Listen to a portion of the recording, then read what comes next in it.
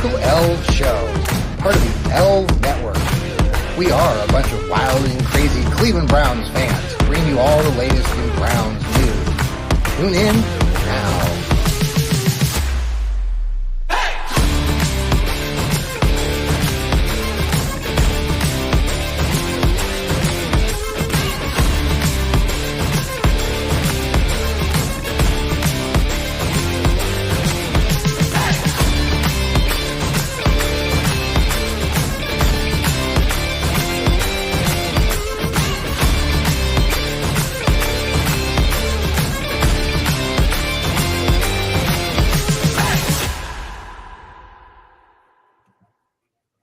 Hello, welcome back to the Fanatical Elfz Show. We are day 2 of the NFL draft. We are live watching this show. Thank you for joining us. Welcome, gang. We're live here on YouTube, Twitter, Facebook. We got the gang back together tonight. So welcome, Steve. Welcome, Joel. Welcome, Elliot. We are in the middle of the second round. We're at pick 39 right now. The Browns currently have pick 74 and 98, and we're waiting that. So we're coming on early right now. We are going to be with you the rest of the evening as we run through those picks. The Browns could be moving up still. There's still that potential. So I know we were talking off air, and I'm going to turn it over to Village Elliott, Steve. Joel just joined us, and I know they were talking about all sorts of things, Will Levis, quarterbacks, wide receivers, the craziness from last night. So, Elliot, I'm going to go with you first. Welcome, Elliot. Well, thank you very much. I think I'm the person among us that's the most upset by this draft. I think it's crazy. I think the NFL general managers are drafting not on the best expected return, but on the maximum potential return. They're kind of like investors that are really trying to gamble rather than take care of their clients' best interests. And I think that's evident by the fact that they went for quarterbacks rather than wide receivers. They drafted quarterbacks way too early. They're taking very high risks for quarterbacks that haven't panned out in college, and they're expecting that they're going to correct all their deficiencies in the pros. That doesn't make any sense. Well, who's going to catch all these passes anyway? Well, Will Levis seems to have 5 or 6 girls there around. He'll have plenty of time to. Okay, that's great. That's wonderful. But I do want to comment on one of the things that people are really interested in is how far up can the Browns trade? And there are ways to calculate the value of draft picks, and there are 2 very prominent draft trade value charts that are used in this business. One is created by Brad Spielberger and Jason Fitzgerald. And so naturally enough, it's called the Spielberger-Fitzgerald chart. And it kind of tries to assign values to each draft pick so that you can figure out how much they're worth. We had another wide receiver just go.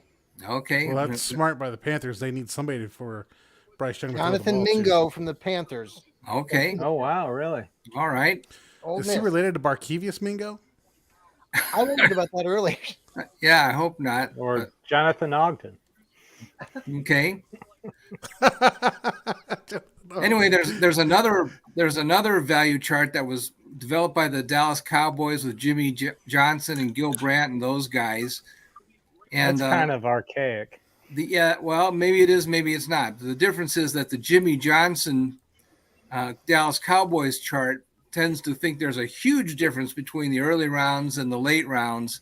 And then the Spielberger Fitzgerald chart tends to think that maybe there's not such a great difference after all. But anyway, if you take the Browns' 2 third-round draft picks and try to cash them in for a trade using those 2 charts. Yeah. What do you I calculated the values on both systems. Okay. Let me just boot this up on my little spreadsheet here. If you trade them up in the Jimmy Johnson, Gil Brandt chart, you wind up with the number 58 pick Okay. overall, and that gets you in the second round.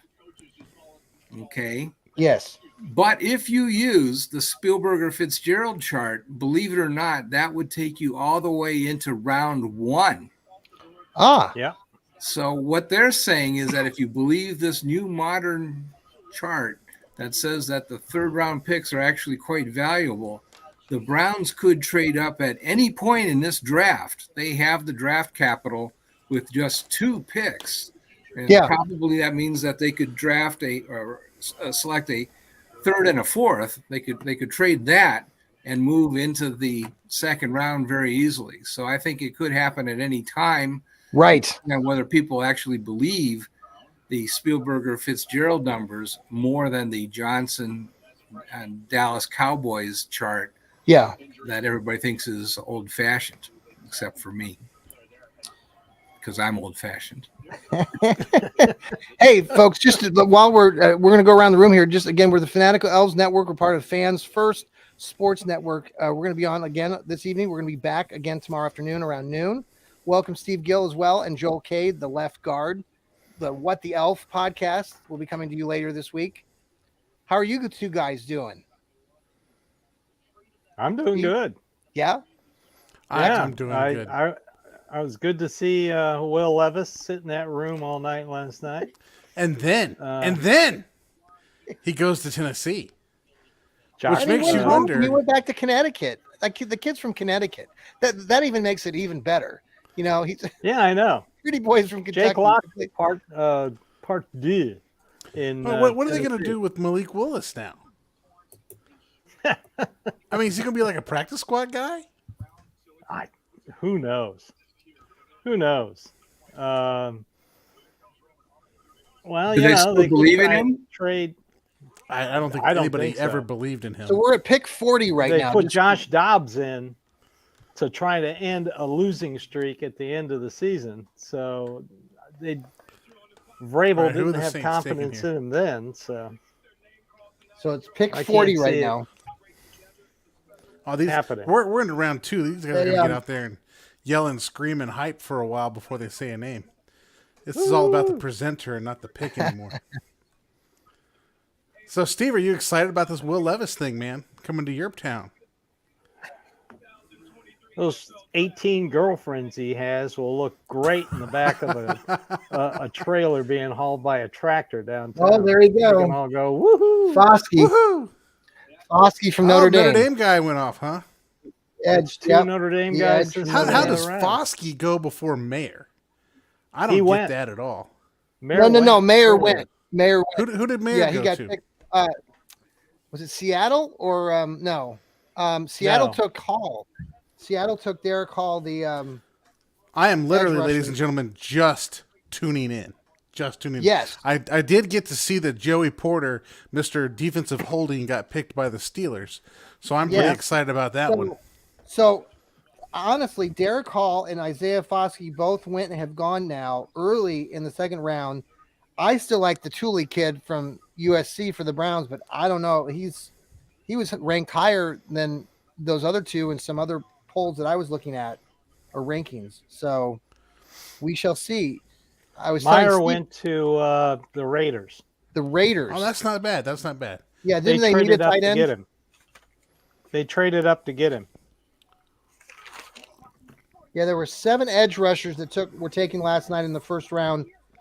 4 corners, 4 wide receivers, 4 defensive tackles, 5 offensive tackles last night. We've already had 2 tackles taken in this round so far?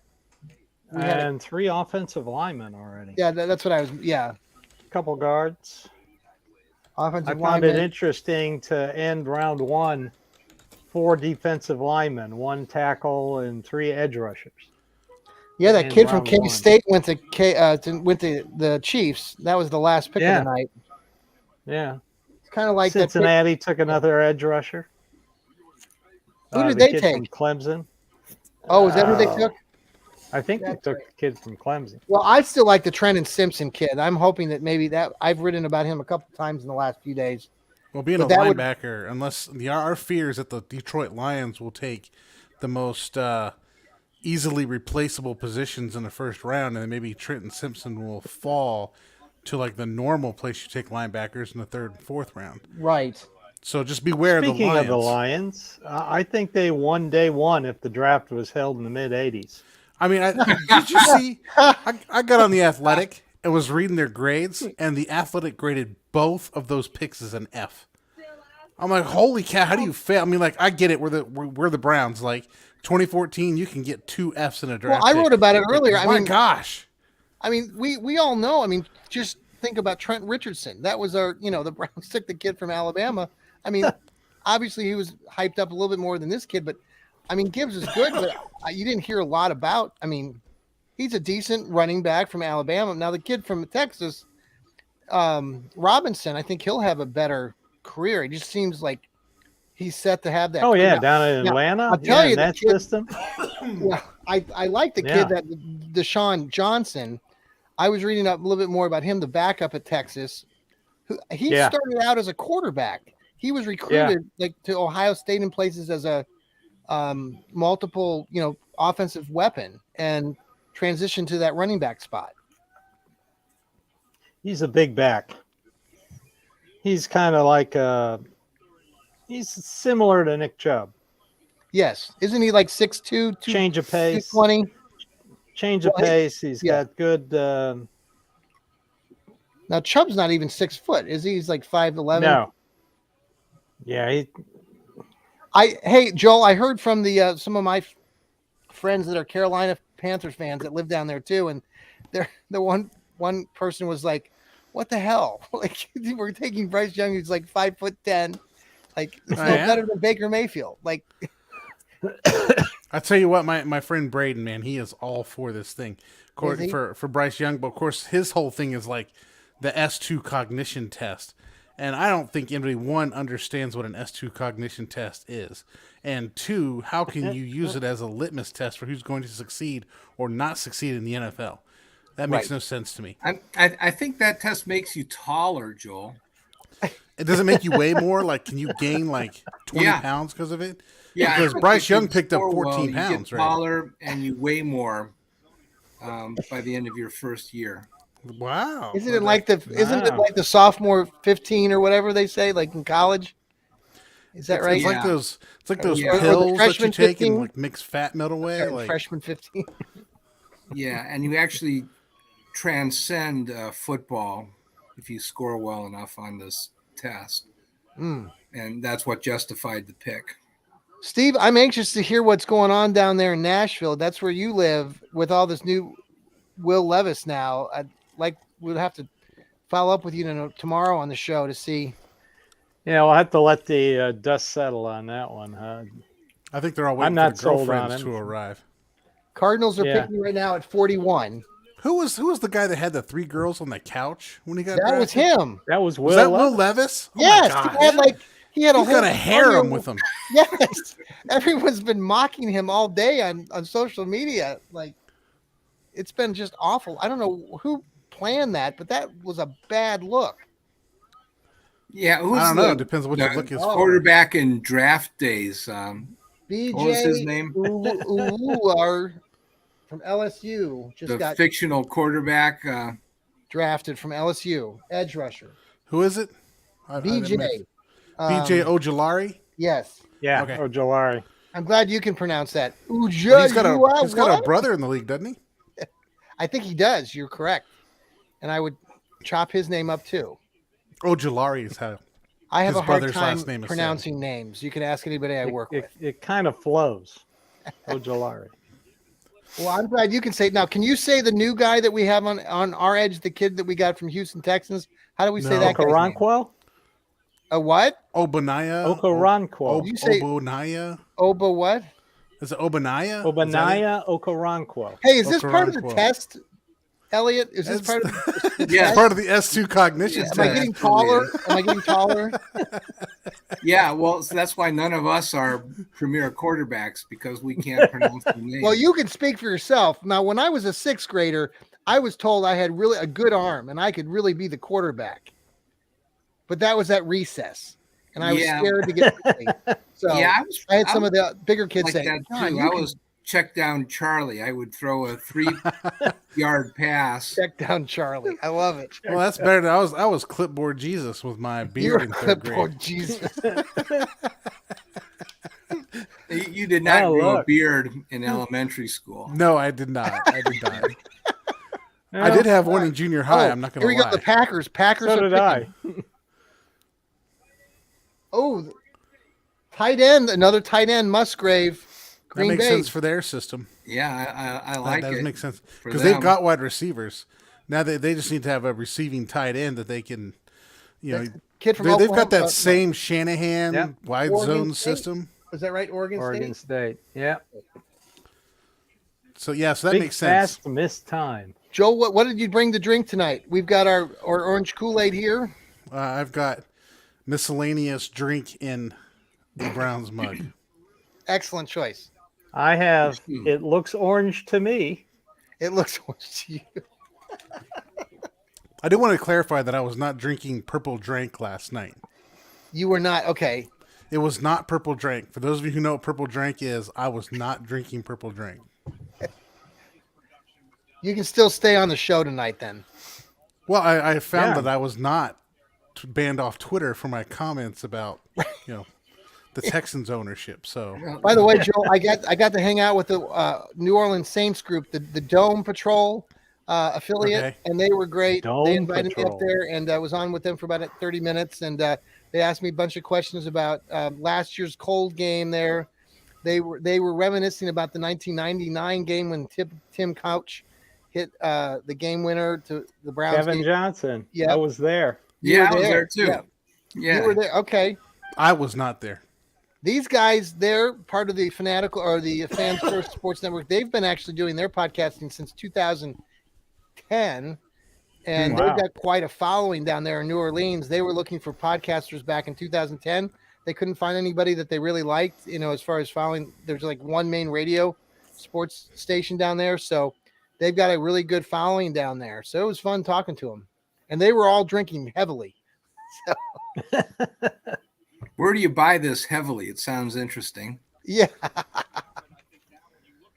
I miss something. Wait a second. Okay, so the Jets now are picking. They swap. Is this the swap of the picks with Aaron Rodgers? I don't know. I think so. Okay. So we're at pick 43. The Browns currently hold the 74 pick and the 98 pick. Village Elliott has suggested that based on other various systems that the Browns could be looking still to move up. They could move up. At any point. Any there are moment lots of players. Now. I guess, I was looking through this as far as, players that I've written about, I think the Bending kid from Wisconsin will probably be gone. Zach Pickens, if we're looking at defensive tackle, South Carolina. Cameron Young is still out there from Mississippi State. Wait a minute, so the Luke Musgrave was the Packers, right? Yes. Well, the same thing matters for the Packers. They need a tight end. They're running that same Shanahan offense. They need a tight end. Joe Tippmann from Wisconsin, another offensive lineman, center, just went to the Jets. Okay, well, that's good. If you're looking other than left tackle, I would say that center is the most important position on the offensive line. Mm-hmm. Joel, I'm in love with Cody Mock, the kid from North Dakota State, but Steve has said that traditionally Andrew Berry doesn't take small school kids, but man, I just think the kid would be great. I think, that's an interesting point to make here about Andrew Berry. I think the teams that are very successful in the draft end up taking out of the Power 5 more than anywhere else. Yeah. You start taking out of these outlier schools, you don't know what you're getting. It's like taking an outlier quarterback number 1. You have so many questions. You just wonder, why didn't you just take the guy that wasn't the outlier? Right. Yeah. Pretty soon you're going to have a team of outliers.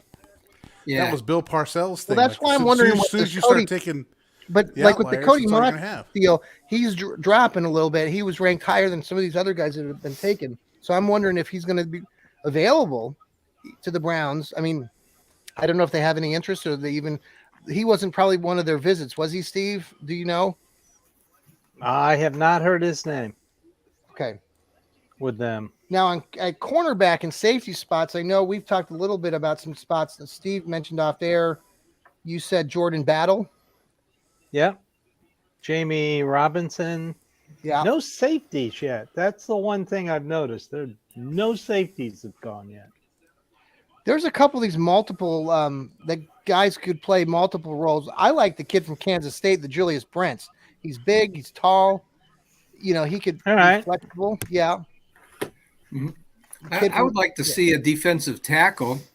What I don't want to see is a defensive tackle that weighs 295 pounds. And gosh, we think he might be able to pick up a couple of sacks because he's kind of quick. And even though he's that's not even what Jim Schwartz does, man. We think he's got potential to develop.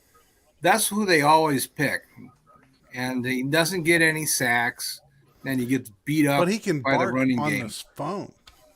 What's that? Yeah. He can bark on his phone. That's important. Yeah. Don't underestimate that Look, stuff. Man, I got taken for that too last year. You know, when Perry and Winfrey was all hyped up, man, I got everybody pumped up for a day or two. Yeah, I thought it was funny. They never draft a defensive tackle that weighs 300 pounds. I mean, it's ridiculous. They're all lightweight, and they all get blown up in the running game. So does this I'm actually with you, Elliot, on this one. I want some 350-pound guy that runs a 4.5 40 like every other team has. Yeah, I know. Same now, here. what about this kid from Mississippi State that got drafted high up last night? This cornerback Forbes from Mississippi. Right, Mississippi State. He's had 6 touchdown returns. I mean, he's a lightweight. You know, we were talking off air about how he could. Is he going to transition okay into the NFL, or is he going to just get beat up? I mean, he's a small guy. You know, I wouldn't draft a guy like that into the AFC North, where we have a lot of big physical receivers. But sure, you know, some team that plays in a dome that sees a lot of speedy wide receivers, I think that would be a great place for him. Okay. My gosh, that dude weighs 166 pounds. Right. Emmanuel Forbes? Yeah. Yeah. He's you faster mean like than Baltimore taking Trey Flowers, all 5'9" of him? Yeah, 5'9" is okay. Yeah, there's a lot of speed, and you know, you match him up in the right place. It's Depends on how you use him. If he's like one of those gadget players, that makes sense, right? Right. But if you're trying to get him to throw him the bomb, which is he's known for his straight line speed, you're gonna have some height to do that kind of stuff. Yeah. You know, we saw that when we had what was Tomlin called them the Smurfs. We had the 2 small guys running around. You're not going to be able to throw that ball deep on those guys. Those are going to run crossers. Those are going to run jet sweeps. So they must feel like they have a speed option on the team if they're going to go with him, which I don't think they do. I mean, Hollywood Brown might be your speed option. But he's still on the team? No, he got traded during the draft last year. Then I don't know who they got that they're going to have take the top off. You know, oh, there's my guy. I just talked about him. Julius Brents, K-State, just went to the Colts. Pick number 44. What does he play? Cornerback. He's kind of a hybrid. He's 6'3".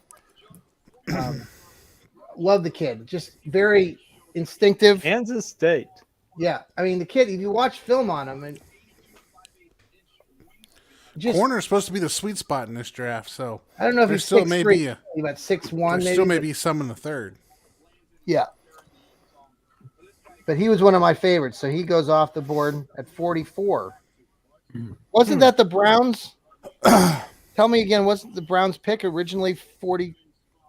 I thought it 42. was 42. 42? Okay. So Brett's is off. Oh, there's a trade again. The Lions have moved up. 45. I wonder who they're targeting. Probably a punter. Hey, Joel, I mean, Elliot, I took your idea. I liked your article recently on Dog Pound Daily about taking another kicker, right? In the 7th round. Yeah. I wrote something on another site that Northeastern Ohio Insiders and recommended the kicker from Syracuse. that the Browns should just draft him to give our guy some competition? Yeah, I think some competition would be useful. I'm not really necessarily sold on Cade York. And the Browns have had zero success with non-kickers in the 7th round for 10 years. So there you go. Right. Either that or trade out of the 7th round, trade it for a future pick next year, or package it and move up this season. Right now I'm Googling what was the most popular positions on the NFL draft in 1986 just to see who Detroit might take. Yeah, Detroit's building an absolute powerhouse for the 1990s. They just need to get that DeLorean and go back. Isn't Ken Dorsey still there, right? Isn't Ken Dorsey? I mean, Chris Spielman's over there. Ken Dorsey. You betcha, buddy boy. Hence why the Browns drafted a guy that So who do we think it is? Yell he with the Oklahoma. Who do we think it is? They've taken a running back and they've taken a off-ball linebacker, and they took Jack Campbell, right? Jack Campbell, who's good linebacker, but not a first round good linebacker. Okay, so but Dan Campbell, you never know. No, they're going to double down, take another running back. Wait a minute, who's making the picks in Detroit? They got John Dorsey, don't they? Right. They're just saying that. Yep. I mean, I thought John Dorsey is a pretty smart guy, but these picks are weird. Yes, they are. They're strange. Elliot, I'm glad that you thought that John Dorsey was a smart guy. I thought he was a very good personnel guy. I didn't think he could do very much with the salary cap. He was not a good manager of the salary cap. But remember, he's the one guy that got fired for drafting Pat Mahomes. Yes, that's a good point. Very good point. Dorsey's in Detroit and Mahomes. But was that why he was fired? Yeah, pretty much. They also got mad at him for drafting Kevin Hogan. Okay, I can see that one. But he only had a 6th round pick for him. But the problem was that they didn't have a roster spot for him. So they lost the guy to Cleveland at roster cut down. They said, that's too many quarterbacks, John. Come on. You're just a quarterback nut.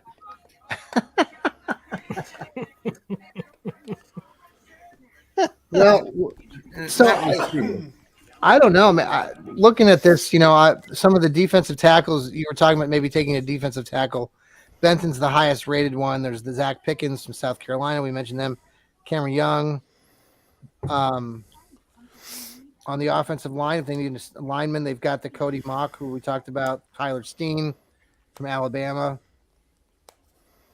Yeah, they had Tyler Steen in for a visit. The Browns did. So they made a trade with the Packers, and did the name come through? There you go. Okay. There's the trade details. Okay.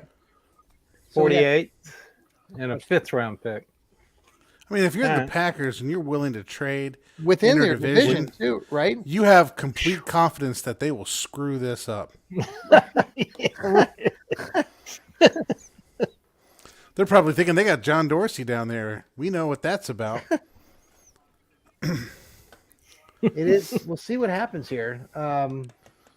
This is where they're going to take that quarterback. Anybody know where the NFL draft is next year? I thought I heard Indianapolis. Is that anybody look that up? Where would the NFL draft be next year? Because if it's in Indianapolis, that's close enough. We could broadcast live from the actual draft. That would be fun. Let's do that. That would be you're already over in Dayton, you guys, and so I'll come over and have breakfast with you guys. And hop, skip, and jump. Detroit. They'll be in Detroit. Okay, here we go. Which may be closer than Indianapolis. Well, John Dorsey ought to be free by then. Because he's going to get fired for this draft. Oh, there you go. Brian Branch. That's actually not a bad pick. Cornerback, yep. He's still in town. Look, he's coming out of the green room. No, it is. Where was Will Levis? He went back to Connecticut with all of his, harem of. Now, I don't know, but the secondary at Alabama was not good last season.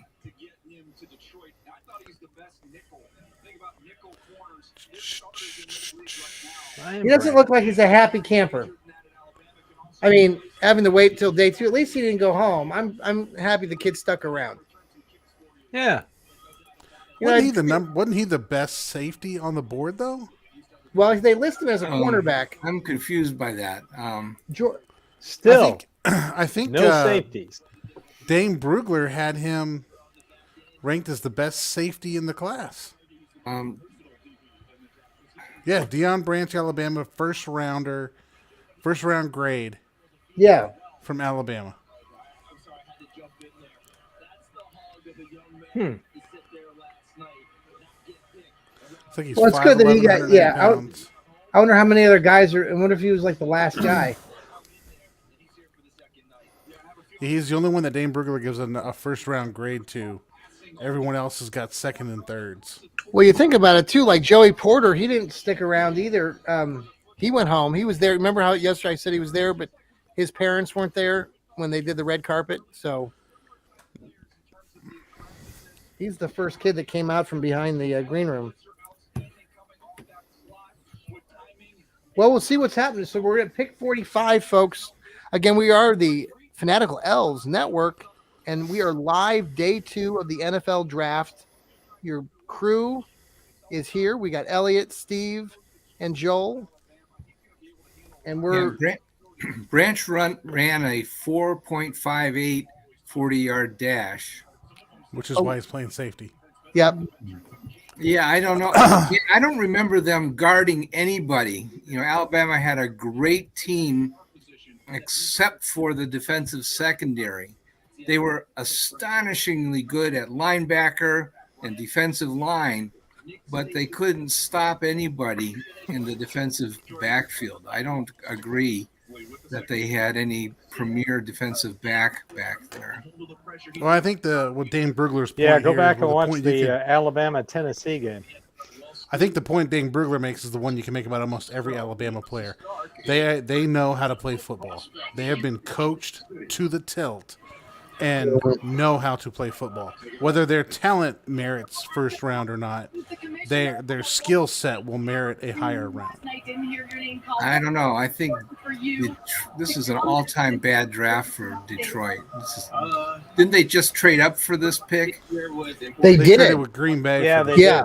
I think this is They did. They've traded now twice, but they traded back initially yesterday because I think they had the. This is a meltdown of epic proportions. Well, which is why Green Bay is more than happy to trade with him. They figured, our guy will still be there 2 picks later. So what's the difference? Good point. So is Branch going to be a free safety or is he going to be a strong safety for them? Well, he's listed as a cornerback on. They're projecting him as a corner. Yeah, he cannot play. He's not playing corner. Just really. Ugh. If they think they're going to play him corner, then oh my god, like what are they thinking? This is impossible. It's not possible in the NFL. What do you guys think about this? Well, okay, so Elliot, like the Jack Campbell selection, they took Jack Campbell. I mean, decent linebacker, old school, kind of like. Well, linebacker, you can kind of see if he's really, really good. You could see him. What was it, like number 18 or something like that? Yes. Yeah. But normally you don't really think about taking linebackers in today's NFL in the first round. But maybe if he's really very good, you could think about taking him at number 18. So we're moving pretty quick. We're up to 46. New England's picking right now. This is the 14th pick of the night, and we're only. So basically, we have an entire round still before the Browns pick. Pretty much. Basically, okay. Yeah. Well, unless they trade up and they bring on the Kool-Aid. So who did Bill Belichick's dog take? Well, that's what we're finding out. The New England Patriots select Keon White, defensive end, Keon White, a defensive end from Georgia Tech. Yeah, the Patriots, they Man, always do you see outthink him? themselves. Man, he looks mean. He looks pissed. He Holy probably knows he's crap. going to the Patriots. Be like, I got to sit in these meetings and get yelled at. He was a tight end from Old Dominion. How interesting. Transition to edge. 85. Keon White. Well, My dog Rufus has joined Belichick's the Belichick's program dog here. likes defense. Belichick's a defensive guy, so Well, his dog has to. Well, be this too. is I mean, this is historic. took My the Gonzalez my, kid yesterday. I have to talk about this. Magically, my cup, my orange drink, just cracked. I don't know if that's an omen or not. Can you all see this? Look at It's got that. a huge. Oh my God! wow. I may have to go get another beverage. So I'm on CBS.com, right? And they got their draft tracker, and they put these these basic summaries up.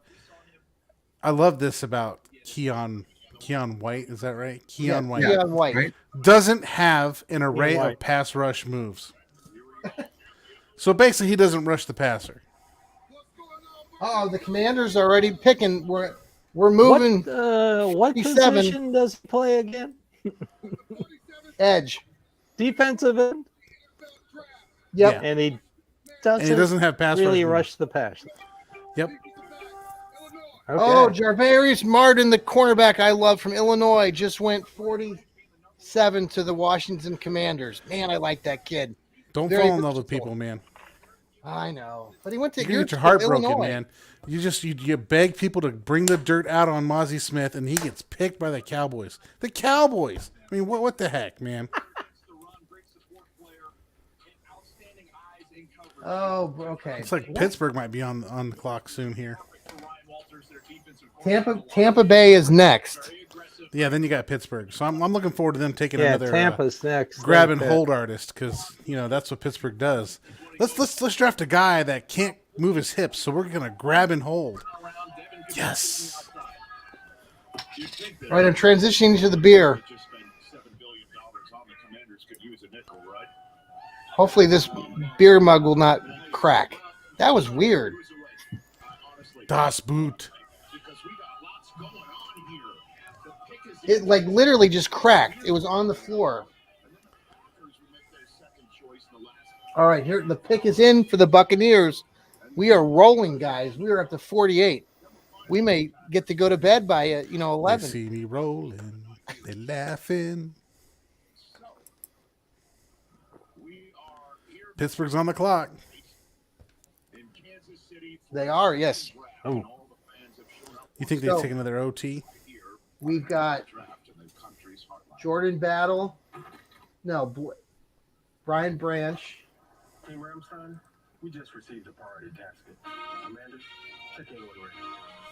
Durability operations. We have mobility airmen accelerating global reach. So tomorrow the Browns have how many picks scheduled for in the fourth through seventh? 1, 2, 3, 4, 5. They got 6. 6 picks tomorrow. Okay. 111, 126, 140, 142, 190, and 229. Yeah, I that's could too see many. the Steelers taking Simpson. Okay. With the 48 picks in the 2023 NFL Draft, All right.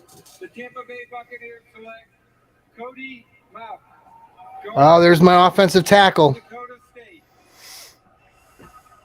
Cody Guy Mock. from North Dakota. North Dakota State went to Tampa Bay. Yeah. Hey, there's that guy from the Scott's commercials. That he made it a life Feed your lawn. Feed it. position versatility. Eat it. He's Feed missing your his front lawn. 2 teeth. Yeah, he doesn't have those 2 teeth up front. Hey, there's a guy that has 4.2 speed that's still on the board. Isn't that right? When did the Raiders pick? DJ Turner, right? Isn't he the 4-2 guy from Michigan? Isn't that right? DJ Turner. Let me just double check that. Okay. 426. He's still on the board. There was some projections that he might survive until round 3. I didn't really believe that. Might be true. DJ Turner is still on the board. Okay. One of those secret ingredients running my business? Sure. So we're on a commercial break here. While they're on a commercial, I think we'll go ahead and take we need to take a break to have some of our own advertisements. So with that, I'm going to mute the TV. And we'll be right back. This is the Fanatical Elfz Network, and we are live on day 2. Browns pick at number 74 coming up. Currently, they're on pick 49. We'll be right back.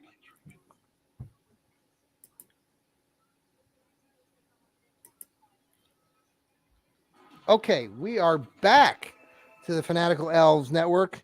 Again, we are live on day 2 of the draft, coming to you from our homes here and live in Kansas City, a fine city of Kansas City. So any thoughts, guys, Steve or Elliot, right now, where we think the Browns are going to go with this now? And we're really moving. Picks are coming in pretty quickly. We're 25 picks away pretty much from the Browns, which is still a bit to go. But will it just depend on who's best available, not regardless of position? I think it's still a very deep class in terms of cornerbacks, not quarterbacks, but cornerbacks, just like it was last season. Yeah. And the Browns did very well drafting in the 3rd round, and they got a starting cornerback. I think they could do the same thing this season. I also think that they very much need to have a defensive tackle, and I think that's probably where they'll go first. Okay. But I think they could come away with a corner as well because there's so much talent available. Right. Okay. Steve, what do you think? I'm hearing the apple of their eye is a wide receiver right now. Okay. But depending on how the board goes, if a player drops, because there's a few positions where no player has been taken yet, and I keep saying this. Safety, Right. they do need a safety. They have room in their position room for a rookie safety, and no safety has been taken off the board yet. So that's forcing some talent down into the 3rd round. But like I said, I've been hearing all day, want to trade up for a wide receiver. So who would that wide receiver be? Tyler Mims. Yeah, you said Mims. Andrew Berry likes Tyler the the Oklahoma guys. Tyler Scott. Yep. Yeah, Oklahoma guy. So we'll see. But the way this draft is going right now, I got to agree with Elliot. This is a weird draft. It really is. I think it was very unpredictable. Nobody kind of knew. I mean, stuff going on here. I do like the idea of drafting a free safety as well. They did draft Juan Thornhill from Kansas City, but the only problem with that is that he had a late ACL injury, and he's not going to be able to play for the first half of the season probably. Is that right? Yeah, that's right. That's why we were able to sign him. And so I think that they do need there goes Benton. There's Benton to the guess who? What was that, please? The Steelers. Oh, look. Steelers drafted Keanu Benton, defensive I'm tackle. behind you, but it's Allen. Oh, there goes Benton. Crap. Well, why is it always that the Steelers, squealers, take the guy that we want, that we talk about endlessly? Benton has been talked about by countless Browns analysts, and now he went to the Steelers. Well, because we're talking Of about the course. wrong round. You can't get round 2 people in round 3. Let's get serious. We're the still Green- in round 2, and we're fantasizing that these guys in round 2 are going to slide into round 3. Yes. And that's, come on. Yes. Hey, let me live my dream. I wanted Mozzie Smith. Well, Let me have my Yeah, dreams. he went in the first round. you can trade up for these guys. Well, but that could have been, that's like you said earlier. I mean, the Browns could have, if they really wanted Benton, with what you said earlier was 74 and 98, they could have made the move. You've got to get some depth at some point, you know. And if it just means picking picks in 3 and 4 and then trading 5, 6, and 7, then that's what you got to do. yeah, I think I want to see 3 players on defense. See that safety. I want to see a defensive tackle. And I think I want to see another cornerback. So Jaden Reed comes off the board. Reed. So the Packers take a wide receiver? Wide receiver. Wow. Are you serious? I wonder what Aaron Rodgers is thinking right now. We thought maybe that would happen the other day. I love it. I love it.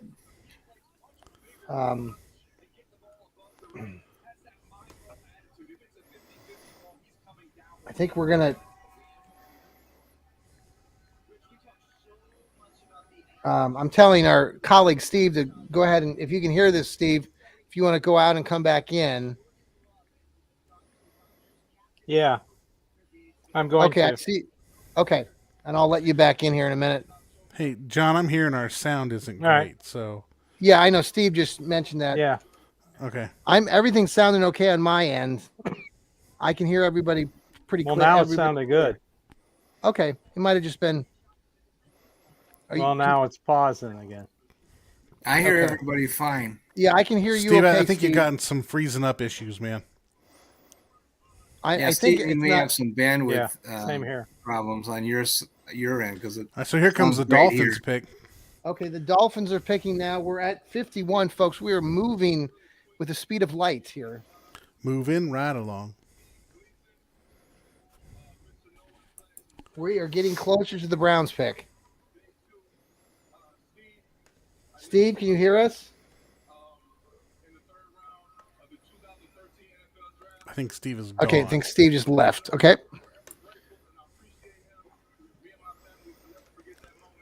I'm glad to see that Will Levis is down there in Tennessee. He can have a lot of fun with that. You think? With his woohoo girls and all that. All right, the Dolphins are selecting here. Cam Smith, a cornerback. Cam Smith, a cornerback from South Carolina, just got drafted by Miami. Cam Smith, I think he's. I think you High can on my learn. list. I think you can learn absolutely nothing from highlights. Okay, they show all these best plays. I want to see this guy screw up. I want to see how they screw up. That tells you a lot about how they play, is how they screw up. Right. No. No. Yeah, Cam Smith is a 4.43 guy. I beg your pardon. Yeah. Okay. Okay. Missed time with concussion and a hamstring injury. So, okay, I get it. Hey, we're getting close to the ticker at the bottom of the NFL Network's show of showing the Browns down there. So, we're not that close still, but I'm anxiously waiting to see. You're just trying to keep the suspense up. I get it. I know. If you don't keep the suspense up, people is stop that we're going to listening. see if Steve can come back in here and if he can hear us. Let's see. There's There he Steve. goes. Hello, Steve. Can you hear us? Woohoo! Hi. Woohoo! Woohoo! Yeah, he's back, folks. I can. Excellent. Just practicing my All right, Will oh my Levis entrance into God, Tennessee. We're Woohoo! talking Woohoo! about the draft. The Seahawks are drafting right now at 52. Yeah, this is getting ridiculous. I tell you what, tomorrow we better bring our A game because all we're going to hear are people just yelling at fans and screaming and true. hollering, "My team better than your team. I'm taking this pick." Elliot, if you have any good stories about martial arts, you want to continue that conversation, or we can take a stab at that as well. Well, any Paul Brown stories? Paul Brown, Art Modell. Art Modell. Oh, there we go. We got a running back, Art folks. We have a Modell. running back. We have a But running the back. second round isn't a bad place to take a running back. Charbonneau, the running back from UCLA, goes to the Oh, Seahawks. there he is. Second round's not a bad place to take a running back. No. They're a run-heavy team. You've got Geno Smith at quarterback. You're going to need a good running back. Yeah, I really like Seattle's draft. I think they drafted a lot of players at the right place, and they got a really badass wide receiver. Geno Smith is going to hook up with some major yards this season. Man, I really like what they've done. They were really tied to Russell Wilson those years, and I don't know what you guys thought about Russell. I mean, the thought that he was kind of a diva and hard to work with. Seemed like he was not well liked by a lot of folks there. Yeah, I don't know what happened to Russell. He was just such a positive guy when he was a kid. I just really looked up to him, and I thought he was kind of amazing, really. He posts a lot of he still does, or he did in the past, odd things on social media platforms with his girlfriend or his wife or stuff. It just odd things from success changed him, and not in a good way, it seemed to me. I've seen this where people get married and their wives change them, and not in a good way. Colin Kaepernick. We could talk about that tomorrow if you want. We could talk about exes. That would be fun. I mean, you imagine how many exes Will Levis has? I mean, if he doesn't have them yet, I would like to know. Has anybody figured out? I want to know who there were like 4 or 5 different women around him. We want to know who they all were. Yeah, somebody get on Twitter and find out. There's some. Did you guys see what I sent you on TikTok earlier today about that? I saw that. Am I on The Bachelor? Yeah. He's gonna have his own show. Yeah. Well, my only problem. Well, I have a lot of problems with Will Levis, but he's coming to your town, near you. One of the main things, because my wife and I used to own a coffee shop. We had one for 5 years. He puts Miracle Whip in his coffee. Is he the guy that does that? I heard this story about a player that does that. What the hell? It's a Southern thing, but it's supposed to be mayonnaise. But he puts Miracle Whip, which isn't mayonnaise. Now, I will change. Correct. Now, we're talking about mayonnaise, and so we're also talking about Seattle earlier. Seattle has this really unique, they call it a Seattle dog. Have you seen this one or been out there to eat this hot dog? No, probably not. No. It's a mixture of, it's a hot dog with cream cheese on it and something else. It's very different. Yeah, cream cheese. So, we've got BP here. BP is coming to the show. So I see him in here. Let's see here. We are on commercial break right now. Let me in. There he is. BP, welcome to our. Thank you, gentlemen, esteemed colleagues. Yes, Who? welcome. Where? You guys. Yeah, Oh. we're having some fun tonight. You've missed a lot. They're going pretty quick right now. Yeah, they are. We're up to pick 53. We need 4 more people, and we can do the Brady bunch. I think that's right. I don't know if the bandwidth is going to hold together here. But no, we've been some of the guys that the Browns have wanted have been going. We were just talking about Will Levis and him putting Miracle Whip in his coffee, which is really strange. I talked about the Seattle dog with cream cheese on it. If you ever go to Seattle, it's a great product they have out there, and when you go to the stadium. Yeah. And we were Yeah, saying when I how go Seattle's to got a pretty watch- good draft. When I go to watch Jackson Smith and the Jigba play out for Seattle. Yeah. Yeah, Seattle's Well, got I'm a going really to be good out draft. there. I'm going this year because like I said last night, my daughter lives out there Yeah. in Seattle, so I'm making plans to be out there. We'll look for you for sure. Are you going to be out there then, BP? I do have friends in Seattle, so it's a possibility, but we'll see. Maybe. Excellent. But probably not. But you never know. Well, so things are Yeah, going really unless you want fast to put me tonight. up somewhere out in Seattle. Well, we'll see.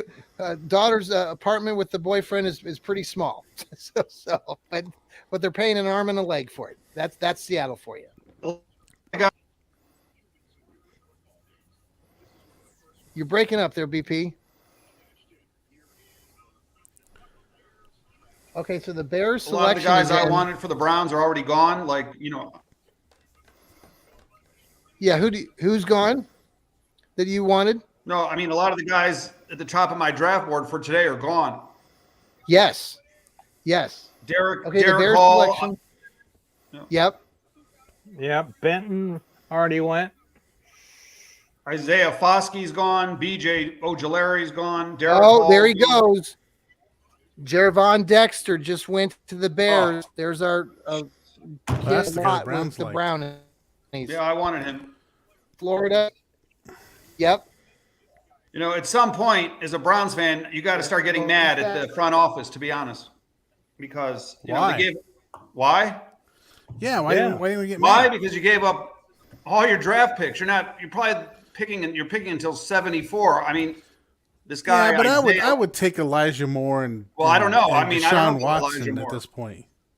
we'll see how it pans out, but Elijah Moore for a second. Oh, I'd Elijah take Moore, him second round pick any day of the week. We'll see. He hasn't done that much in the NFL in 2 years. His first year was pretty good, but Have you seen the quarterbacks who were throwing to him last year? well, those quarterbacks beat the Browns. They beat us. Well, no, the But, defense. there are other lost wide the receivers game. that Yeah, did better. those quarterbacks I think threw those the bombs. defense lost that game. Yeah, I don't think defense they lost actually beat Yeah, but the Browns. I quarterback think the they defense had, lost Joe it. Flacco, beat the Browns. that. Okay, have a guy running 30 yards down the Joe field. I'll take Flacco a has- three-step drop and hit him. It's not that hard. Pick I'm up just an telling you onside guys. kick. The Browns regime is on the clock this season. Let me tell you right now. So let's, Andrew Berry Yeah. and Stefanski. Well- Maybe you guys, I'm very honest in my, I want to see how they do here because BP is in full panic mode. No, I'm with Ladies and BP. gentlemen. I totally agree with BP. I think that the guy that they got from New York, they didn't have to pay very much for. That's true, but he does not have an established record. no, they At didn't. any They time gave up a with second New round York. pick. That was very high. Now they got back a third round pick, but I think they Well- could have got the guy for a fourth round pick Sure. or something. So, Ellie, you got the charts. What did in Yeah. that whole trade? What did the Browns actually give up? The value was somewhere in the neighborhood of lower fourth, early fifth. Now, I would give that according up. to the Spielberg. Yeah, Okay. yeah, that's true. I would give that up for Elijah Give up- Moore. But why is That's that? what Because it's you got about back. value. Because you got the third round pick. Because you got the third round pick back. Is that why? Yeah, that's Right. right. There's not that much Yeah, difference and a player. between the third round and the second round pick, but they do have the Oh, differential. crap. salary The cap. USC, they just took the kid from USC. Thule. Darn. That was By the time another you one of my draft, picks. Everybody's going to be Dang. gone. And also, the roster is plugged. There is no way that you're going to be able to draft wide receivers. All these great wide receivers that people want to draft are not going to be drafted this draft because they're already set at wide receiver with people that Yeah. are basically uncuttable. And so you're Yeah. not going to add to the wide receiver core in all probability. And because I don't think they have Right. the courage to cut these guys, like Bell. Well, they're not going to cut Bell. They just drafted him in the 3rd round. Yeah, that's So my BP, point. what are you wanting the Browns to do in this draft? Like what Come do you think? What do you want them to come out with? Come out with an edge rusher or starting outside linebacker, like somebody, So who would that still starting do linebacker that. put on the bench? What's that? Who are you benching for the guy you're drafting? Yeah, The Browns linebackers aren't very impressive to me. Taki and Okay, all the other so this guys is are where we're injured. going to disagree, BP. I think the Browns linebackers are exactly what you And need also them to they're be. injured. They're You injured. can get another one. The reason they're injured is because they don't have. what's The that? reason they're injured, listen to me, BP. The reason they're injured is because they have defensive linemen that are attempting to bypass offensive linemen. Then those offensive linemen run straight up the field at 300 pounds and just destroy little 230-pound people. If I you disagree. have 300-pound people blocking, taking up space, taking up 2 people, those guys can run free. The That's entire how it Browns works. linebacking core was ended the season injured. We are, Because by the way, they're the Fanatical playing up- Elves Network, That's not normal. and Okay. we are in a great debate it's here not about normal our to have linebackers. defensive linemen not occupy offensive linemen. Defensive linemen The Browns- are there to occupy space. That's what they don't the have. Browns need and because a they linebacker don't have out of this draft or some kind of an edge player. I mean, we picked up this guy Onkorankwo. I hope he's starting caliber, but he might just be like a situational guy. Comes in on 3rd down. Well, We'd like to have another edge. I just want to see the Browns win. I just see all these other teams grabbing like layers and layers of good Well, I players. think part of that whole thing, though, is we decided. I mean, last year we did give up a lot of picks and Deshaun Watson, and so now we still have 8 picks. It's not like we don't. Yeah. I know we're not Right, but drafting. they're lower. Most of the picks are lower round, 4th and 5th and 6th and 7th. True, and they could still move up. Like Elliot was talking earlier about we're in the lower 50s. There still could be a player that they really want that we could target, that we could take a couple of those picks that we've already mentioned at 74, 98, or what's their next one? 111, I think. Well, that's you not. said. Yeah, that won't even be till tomorrow. But we could package some of that, yeah. So we'll So far, see. the Browns also, the Browns haven't moved up. A lot of teams have moved up. Even 6 spots. It seems like you can move up 6 or 8 spots for like a 4th round pick. Yeah. As a fan, I wish they'd moved up. Throw us a bone. Do something. But the sweet spot of this draft is the 3rd and the 4th round. The Browns have 4 picks in it. Okay? Yeah. Yep. Yeah. That's the I'm sweet not. I spot. mean, like that's where they're at. That's where they're poised to pick. Okay, I don't think they're getting a starter out of this draft. I don't think they need a starter out of this they draft. need.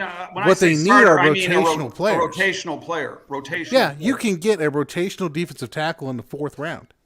You Yeah. can. I'm You just can. disappointed that everybody that we all had our eye on is gone. Basically. I mean, did you look at people that were selected for the slotted for the No, 3rd no, I round? Yeah, I did. Yeah. Now there's a few guys guys I'm left. looking at are still on the board. I think Yeah, same Well, here. one- I've one got kid- quite the a one few kid- players still. Yeah, there's a couple. There's a kid that Isaiah McGuire from Missouri potentially could be there.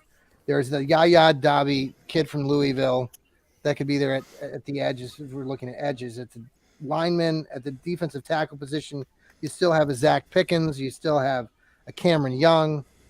What about You've the got- guy from Army? Is he still available? He's still there. Yeah, he's still there. I like him. Andre Carter. Is he going to be able Andre to play? Carter. is the guy from Army gonna be Isaiah able to play, or are they McGuire gonna is just- still there. Defensive tackle, you've still got Carl Brooks from Also, Bowling Zach Green. You've still Harrison. Zach Harrison from Ohio Ajomo State. from Texas. I mean, there's still players on the Ronnie board. Hickman's You got to still there. remember the number one guardrail. Don't pay for depth. That's where you get your rookies. And this is the perfect draft Yep. to get your depth for future starters. I also we- think, They and can maybe roll I'll out do a a. 53-man roster right now. I might just do a dive into defensive tackles because I think the Browns have drafted some good double gap defensive tackles over the years, and then tried to fit them into a single gap scheme. So they may not be as bad as we think they are Yep. once they move to Jim Schwartz's scheme. I do think Exactly. that Perion Winfrey is a man on an island right now. Well, I think we He got to was keep like that the in only mind. one that so, was too. really drafted to like actually fit Joe Woods' scheme. Yeah. Exactly. But I think the kid from Ohio State for a couple years back, he was a great double gapper. Yes. I mean, know. he was a great double gapper. Bogey eye. Let's look at him in a double gap scheme. Let's see what he does when you put him into something he actually knows how to play. Instead of asking him to do something he doesn't know how to do or isn't built to do. You can't draft people and ask them to do what they're not set up to do. The Chiefs are selecting at pick 55 I love right now. Togiai coming out. I thought he was very underrated coming out. I don't know what Joe Woods did to him, but or Elliott. Elliott was now Elliott and Togiai. I don't know if they're going to be with the team come. No, they'll be. Let's see what Jim Schwartz can do with them. I think they'll be good rotational players. I think those two will be good third-round picks like Jordan Elliott. I was talking to Jacob Roach and I were talking the other day, Joel and BP, about that, and they were saying he doesn't think Elliott's going to make the team or Tommy Togiai. Wow, that's a big leap of faith that they're going to find better guys than them. I don't disagree with that. Another wide receiver. The Chiefs are loading up on wide receivers. Rashee Rice from SMU. This is why I thought the Steelers last night. I was with BP here. I was concerned they're going to take in Jigba here because that's what you do to win in the NFL. You take a whole bunch of weapons and get a quarterback to throw to them. Yes. Yep. Yeah. Which is why I can see the Browns taking a receiver with their first third-round pick. And I think get a whole bunch of weapons.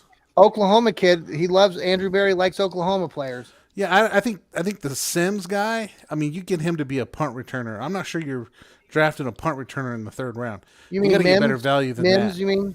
Yeah, he's got like a very limited route tree. He's a straight line burner. You've got that with Anthony Schwartz.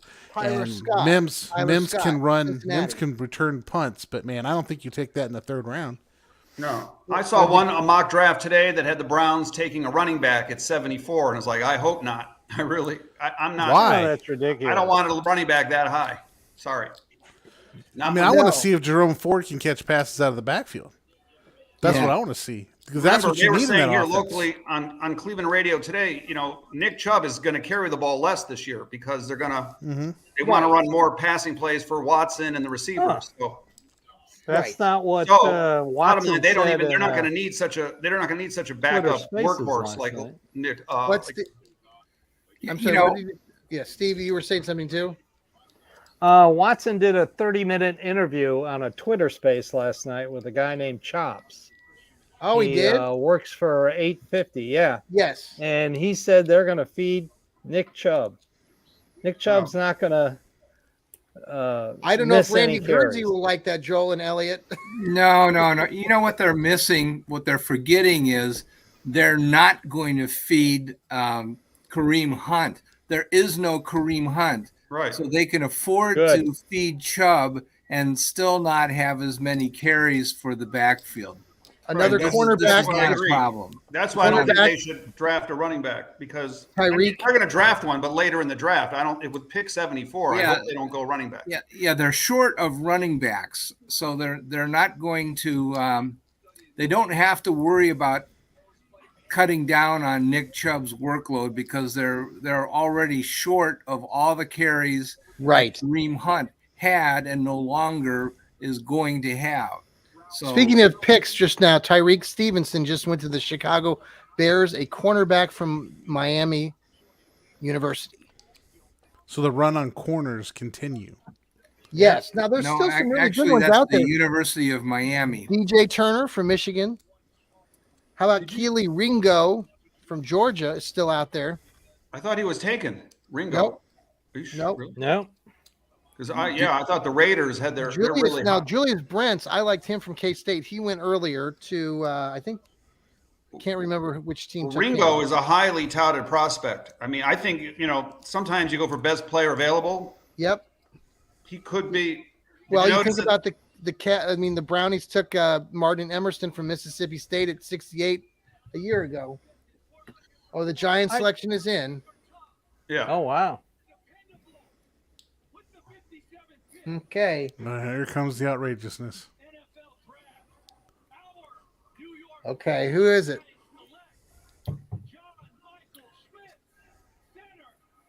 A center from Minnesota. Yeah, he was the John first or second Schmidt. rated center. Okay. Schmidt. Okay. So we're up to pick 50. We're up to pick 58 now. We're only 16 picks away now from the Browns pick. What are we? Wow, that was impressive math there, John.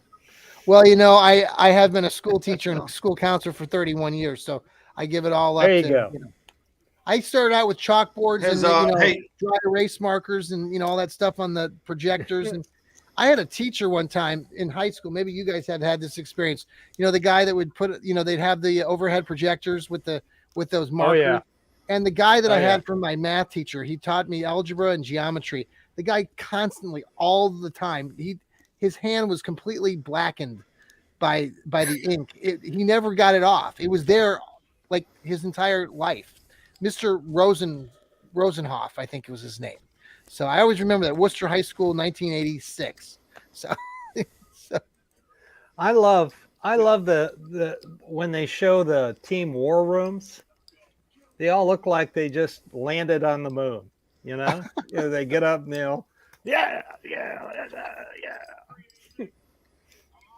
Okay, yeah, the Cowboys. The Cowboys with Jerry Jones. America's team is picking. Well, Browns? Right, it should be us, right? Boo. There's one Cowboys fan in the crowd there. They got a camera on her. Oh, there's a few more there. They're 5-time world I haven't champions. seen one Browns fan yet. Oh, they showed some last when they had, night after we all went off the air. Oh, this guy's a good tight end. 58th pick. Jeez, he's very emotional. Who is this guy? Who's this announcer? Drew Pearson. Who's this? Drew Pearson. Luke, a tight end, Luke Shoemaker from Michigan, to go to the Cowboys. A tight end, Schumacher, Dutch. You're not allowed to say Michigan here. Shoemaker. I'm sorry, the team from up north. Yeah, that's Michiganistan. TTUN. Shoemaker. School from up north, man. Yeah, Schumacher. They're showing Jerry Jones again in his. It looks like something out of Star Wars. Yeah, I guess he had a pretty Boy, that's how many tight ends is that now? 6? 6 tight ends? Well, the more that come off the board, the better, because the Bengals need a tight end. So the more that come off the board, the better. Yesterday we talked about Michael Mayer, and I'm surprised he lasted to about pick 43. Yes. The kid from Notre Dame. I was shocked. We are at the Buffalo pick 59 right now. The Buffalo Bills are on the clock. I'm waiting to see if the Cleveland pick is on. It's still not there at the bottom of the ticker for the NFL Network, but we're getting closer, folks. Again, we are the Fanatical Elfz Network. We have been on live now, day 2 of the draft, for about an hour and a half, hour and 15 minutes right now. We are joined by our crew, Joel Cade, the left guard, the Village Elliott. We got BP from Pepper Pike, and we got Steve Gill all the way down there in Nashville, where he is so excited that the Tennessee Titans took Will Levis, who has 6 girlfriends. The Browns get to play him with them and downtown Nashville at least 5 times. Will Levis and his girlfriends are coming to town. Will Levis. So here's the thing. I think Will Levis is going to be that next. Okay, who was the kid that the Jets picked up and they just let him go? Zach Wilson, who was like, I think he's the next Zach Wilson. I mean, I didn't hear that. Like we talked about this last night, Joel. I didn't hear this guy, and I mean, I don't follow Kentucky football, but he wasn't a name that any of us. I wasn't following his game this past season. And all of a sudden, he's no Tim Couch. And all of a sudden they were talking about him being in that top 5 picks of the whole draft. I just find it silly. I think scouts watch different football games than the rest of us. They must. We watch football games to see how players actually play. I think scouts watch football players to think, what could they do with that skill set if we multiplied it times 3? And then we call that projection. Well, if you watched last night, ESPN, Mel Kiper was very high on Will Levis. He had him as his second best quarterback. Well, who the hell is Mel Kiper anyway? That's the problem. Hell of an analyst. He doesn't know anything more than my mailman. There you have it. Your mailman must be pretty I mean, rich to be BP, living though, next door to the GM. But of the but Minneapolis but Colts. BP, you and I, like, we're just Cleveland Browns fans, right? And I mean, until this year, I mean, until the last month or two, I have never heard of the kid. Granted, maybe I should be paying attention more to Of who? you know, Will Levis? Yeah, I mean, have you had? Mel No, Kiper? you You never You heard don't of need him. to do that. I don't know. I think Mel Kiper, like, There are two good quarterbacks. we in this- mentioned this last night. Like, Baltimore could draft Mickey Mouse, and Mel Kiper would give him an A+. And Mel mean, Kiper Bryce- gives them A+ is nonstop, but then Lamar Jackson doesn't have any talent around him to succeed. So I'm There's trying to figure Bryce out where Young the disconnect and is. CJ Stroud. That's it in this draft for quarterbacks. Yeah. I don't Well, think I these do other agree with guys- you. This Anthony Richardson came out of nowhere because he had a terrible season. Again, another guy that's not gonna he's gonna. I'm glad he went to an AFC team because I don't think he's going to be that good. That's my opinion. No, I mean, here's another guy that came out of nowhere that, like, Right. he did well at the NFL Combine, and all of a sudden he's taken by the Colts at what, number 5? But one thing, we all know this. There's a 50% or less success rate in the first round, especially with quarterbacks. It's Good about point, a 42% success rate. So look at I will repeat this again.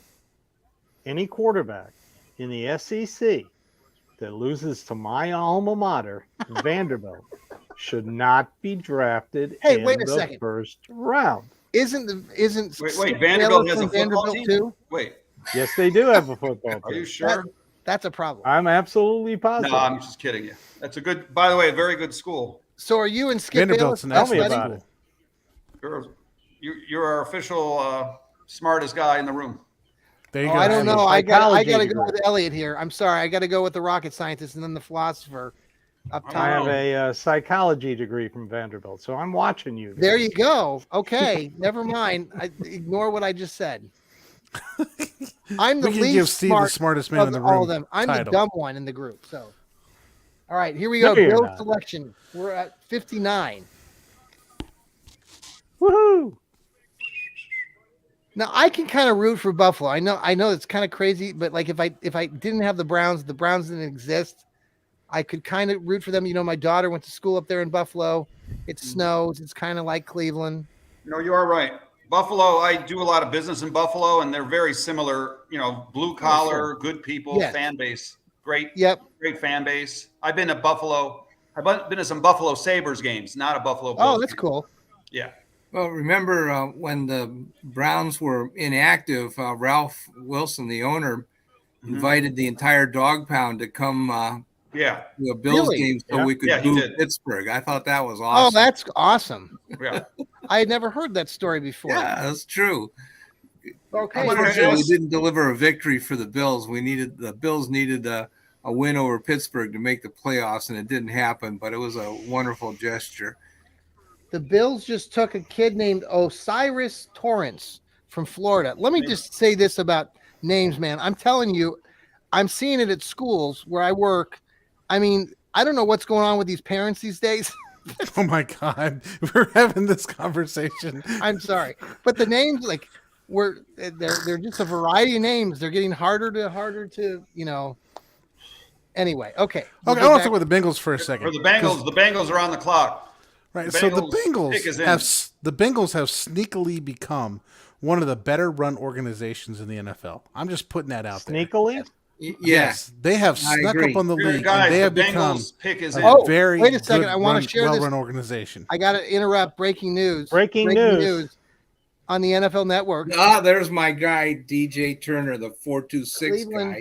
Cleveland is on the screen at the bottom, so we are getting closer, folks. We are at pick number 60. The Bengals are about ready to announce the selection. 14 picks away. That's the DJ fastest Turner. man in the draft. Oh, sort of like Anthony Schwartz, very fast. Yeah. DJ Turner, Michigan, the speedster. Crap. But can he play football? That is a little bit questionable. Hell no. Size is really 4-2-6. But can he play football? I don't know about you guys, but when you're a Browns fan, you end up hating the entire NFL because I can't really root for anybody. By the way, the guys from New Orleans, when I joined their podcast last night, the Dome Patrol, part of the Fans First Sports Network, one of their I mentioned that the this is the Browns' typical Super Bowl weekend. This is the Super Bowl for the Browns fans typically. So the fact that we haven't, that was their first question to me. Like, you guys don't have a draft pick this year until like the third round. How do you feel about that? Because you've had so many first round picks or even the first pick. So I said, well, it's a little different this year because this has been our Super Bowl. Yeah. Does it concern you when you watch the highlights and it's against like Colorado State and Northwestern? Yeah, no, you are right. I went to University of Colorado, and a lot of the highlights were showing like we were terrible last year. Colorado was 1-10 or something. Well, now they were showing his highlights against Colorado State, the Colorado State Rams. Yeah, they're even worse than Colorado. That's what I'm saying. Like, they're smaller, almost like Division II. Well, yeah, like when your highlights are from like small schools, when you're a big school and your highlights are against small schools, right? I'm not sure that's a good place you want to be picking in round 2. Well, they showed, the cornerback that Seattle took with the 5th pick. He had a couple of pick sixes against Colorado. Well, that's not that hard to do. They were you got horrible. prime now. You got the prime time Deion Sanders up there now. Yeah. Well, he's going to turn things around. Then he's going to leave for a bigger school. Believe me. That's what prime's about. Yeah, he's not going to stay at University of Colorado. He and Brian Kelly. That's what they're about. Yeah, he'll move to Texas or Florida State or a bigger program. I guarantee it. Yeah. Has anybody ever met Primetime? I've heard a variety of stories about the character. Really? Prime. I've never met Prime. Most of the stories I hear are pretty negative. But that's just because he's Primetime. Sorry. Did I tell you the story once that I met Michael Jordan in an airport years ago when he was like in his second year? This is a basketball story, so I shouldn't be talking basketball, but I did meet him when they were still flying Coach Airline, or they were on like United Airline flight, and what would have been? When was Michael Jordan drafted? Jordan was drafted in 84. 84. Okay. Yeah. Yeah, it was probably 85 or 86. That and in 86 he had that big playoff record. He had 63 points against the Celtics in the playoffs. Oh, wow. Yeah. Wow. So you met him. You might have missed him. You met him somewhere in that time frame. Steve or Elliot, where do you How was Michael Jordan? Was he a nice guy? Was he a jerk? Oh, he was nice. No, it was nice. He had he signed all the autographs. He was younger. He wasn't real, he was famous, but not like super famous yet. So I still want to go see that new movie, by the way, that Air. You guys, any of you seen it so far? Yeah, my son saw it and liked it, and my parents loved it. So okay, a lot of people I'm going to see it too. That's on my list. Yeah. People, yeah, and the guy from NBA Radio who I'm friends with, Justin Termini, loved it. He went to the premiere and he loved the movie. Everybody likes this movie. They said it's actually even funny. It's a very good movie. I've heard that. Yeah. So we're getting updates. We're at pick 60, 61. We're getting closer to 74. The Browns could still move up. Again, I know we talked about this earlier. Defensive tackle. I think some of us are feeling that way. Some of us are thinking wide receiver. The kid out of Oklahoma, Mims. Maybe Tyler Scott. Yeah. Elliot, you got any thoughts? Put a wide receiver on a roster, really. No. Yeah, you can't see it right now. Yeah. Well, I mean, if you figure how many wide receivers can we have? Can we have 6? Well, I thought I would play. I want to play wide receiver. Okay. Well, then 7. I would love to see like a weapon on offense. Just a guy like Curtis Martin, whose job is to be a weapon. I think that's what they wanted Anthony Schwartz to be. Just a guy who can run crossers and jet streams and line up as a running back and do all kinds of different things. I mean, I think the Browns would be well served to have that person. Let me write down, see how many people I think that we're going to actually have that will make. So we are 13 picks away, or 14 picks away. I mean, we're going to get a decent player. I don't know if I mean, now that we've moved pretty quickly to pick 61, we'll get somebody that hopefully on defense. That's my opinion. So we're 14 picks away. It looked like somebody just flipped on their screen. Philadelphia has 2 of the next picks. Denver has 2 picks also. So these picks are probably going to be coming fast and furious still because these teams are loading up. Yeah.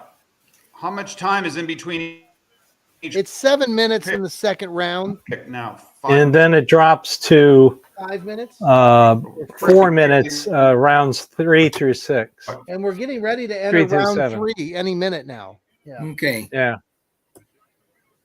Here's my thing Jaguars.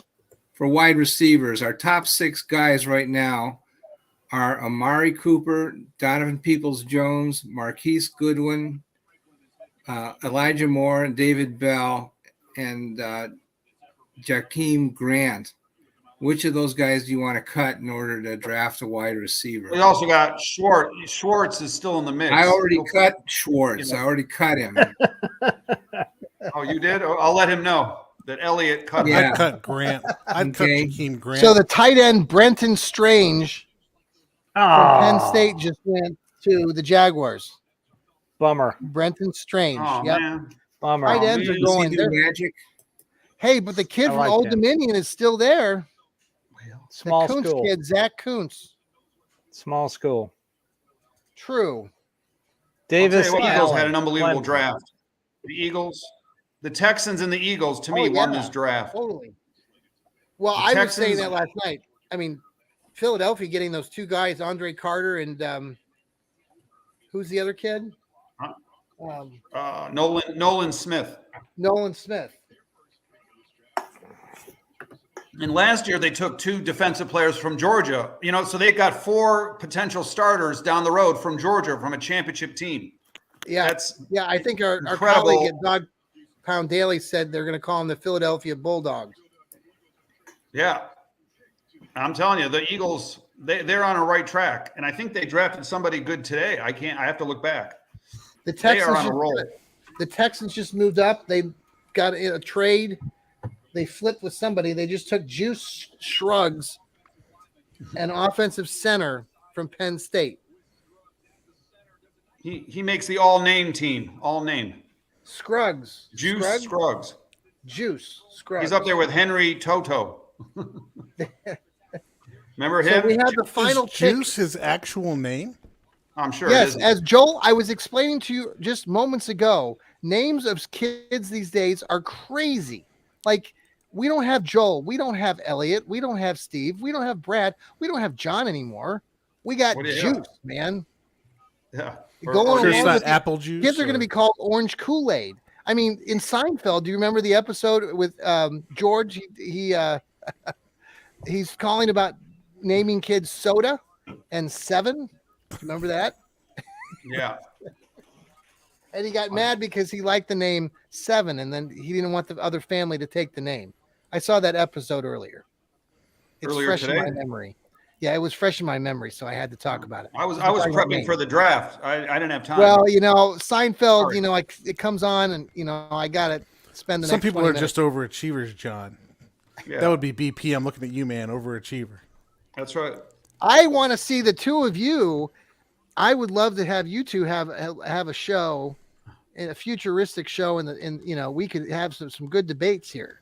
So Oh yeah. think of No, it's some all. battle tested, titles, Bruiser, Dog Pound. I thought we could play 1-on-1. I'll play defensive tackle. He'll play offensive lineman, and That's Sure. Why not? let's go for it. Okay, there's Marvin Mims. Let's go for it. Did he just go? He just went. We go to Broncos? Is he related you to Chris? Is he spoiled related alert. to Chris Mims? Oh no, Marvin The Mims. Chris Mims from the Cavs. You're 30 seconds ahead of us. Don't spoil it. Oh, I'm sorry. My extrasensory perception is kicking in. You got to have that crap to be a rocket scientist. Yes, That's true. I'm able to make predictions better than most. Pick 63 was just made. Yep. Marvin Mims, the wide receiver we've been talking about for a bit for the Brownies, maybe, is gone. He's gone Yeah, to the that's Denver good. Broncos. John Elway, No. horse mouth, horse teeth, I told you about John Elway, ruined my childhood. but he's no longer with the Broncos. Right. That is interesting. Yes. Yeah, I broke that news to you a couple weeks ago. Don't they Okay, have Judy or maybe over the there Browns in- can hire him. Don't they have Judy over at Denver? Do they got like 2 burners now? They have what? They have Two Jerry burners. Jeudy. Don't they have Jerry Jeudy? Yeah, they so do. now they got 2 like straight light burners. There you go. This is the NFL today. You know, you got all these corners that are running 4.5s and 4.4s. And you got all these receivers that are running 4.5s and 4.4s. Yeah. If you don't have 3 people running a 4.4 in your offense, like you're just in trouble. I mean, the NFL has become, it's all about defensive linemen, cornerbacks, receivers, you know, it's like, and quarterbacks. You know, it's like one big passing 7-on-7 drill. So we are again the Fanatical Elfz Network. We are part of Fans First Sports Network tonight. We're coming to you live. Day 2. The Brownies pick is coming up fast and furious. We're taking they're taking a small break here. They're honoring the military. Why don't we? I have an idea. Why don't we go around and say what's the most surprising thing we've each have seen during the draft, if you want? Surprising thing, surprising pick or surprising pick. I think the fact that they took the 2 running backs in the first 12 picks of the whole draft has been, you know, kind of my surprise. Going back, like Steve and that we've all said about going back to 1986. John Dorsey's doing his thing up there in Detroit. That's a good call. I forgot Dorsey was up there, you know?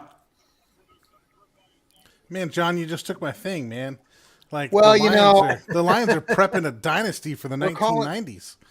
The thing about it is I really like Chris Spielman. You know, I've always, you know, appreciated his takes. So, I mean, these guys up there, they're football guys. They've been around the game. They've, you know, so maybe they know something we don't. I just don't like maybe Dan Campbell has lost that team games with terrible clock management, game in and game out.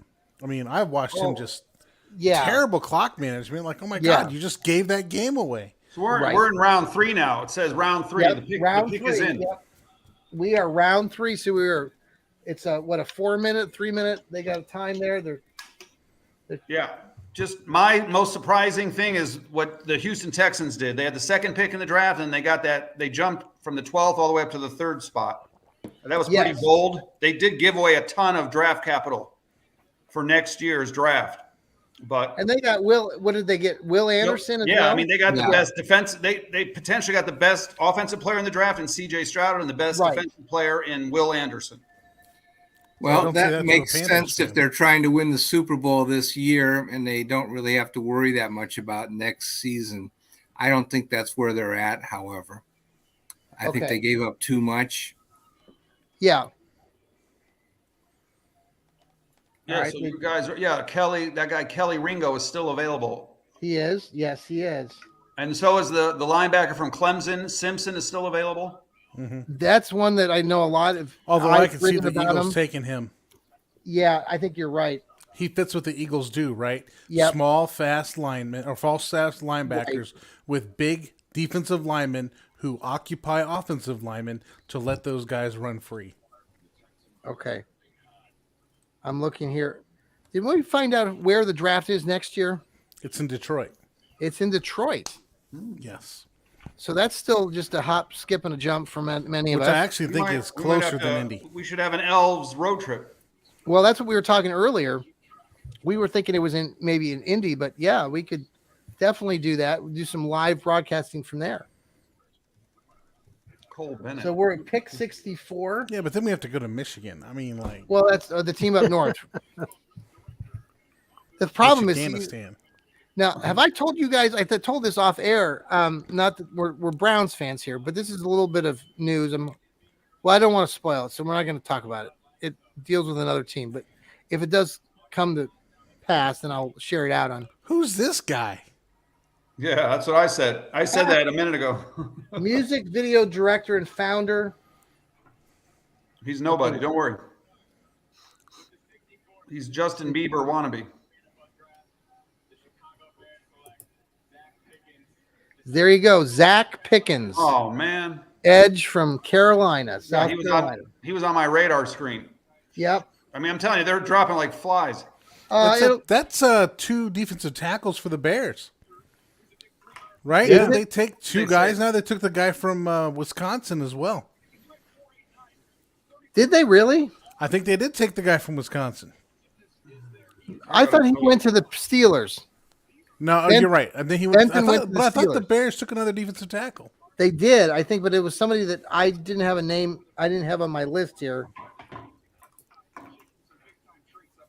Anything surprising, Steve, from you or right now at this point of the draft that you've outside of what we already have shared? Still no safeties. Isn't that interesting? Yeah. Well, actually, the one guy was considered a safety from Alabama. Right. We talked about that earlier. Yeah. The Bears took Dexter. That's who they took. The guy from Florida. There you go. Yeah. Jordan Battle is still available. And Steve, you mentioned him. Yeah, I like him. But I'd rather see the Browns get a defensive end, defensive tackle, an edge, a bigger guy. They still can with 98. True. Now, I'm going to be joining a guy that they do a podcast out in New York for the Giants next week. So I got to brush up on my New York Giants news.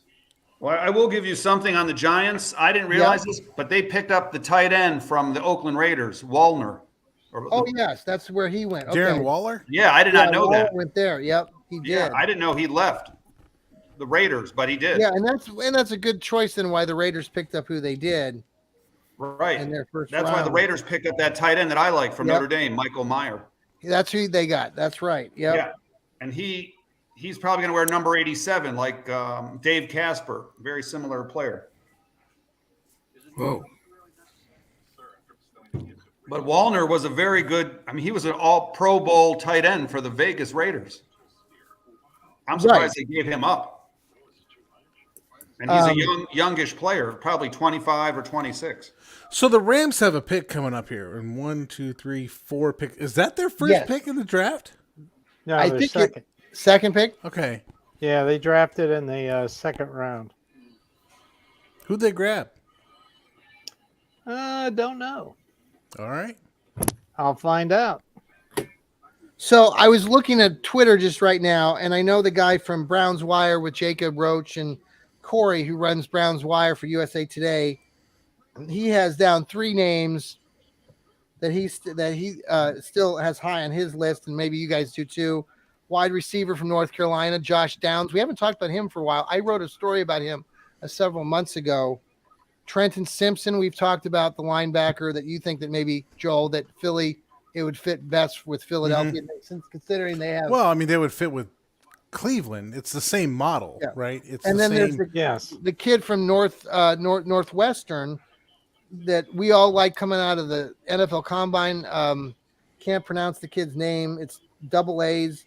Adantumua Adibua War. So those are his 3 that he's looking at. Yeah. Yeah, that defensive end, like you mentioned, from Northwestern, still available. Trenton Simpson, we talked still about available from Clemson. Kelly Ringo, the Georgia cornerback. We've got Isaiah McGuire. I think he'll still be available at 98, to be honest. Dayon Henley. Dayon Henley's a highly rated linebacker. If you could put Simpson and JOK and Jacob Phillips in a linebacker situation, you've got everything covered between those 3. Those 3 are super fast. They cover well. The problem is you got to stop the run. So you got to have these big fat guys up there stopping the run. The Browns also picked up, I forgot the guy, Brandon Hurst from the 49ers. I'm going to slip out here real quick. You guys keep the conversation going. I'll be right Maurice back. Maurice Hurst, defensive tackle. Now, he, coming out of college, he was a pretty well-known prospect out of Michigan.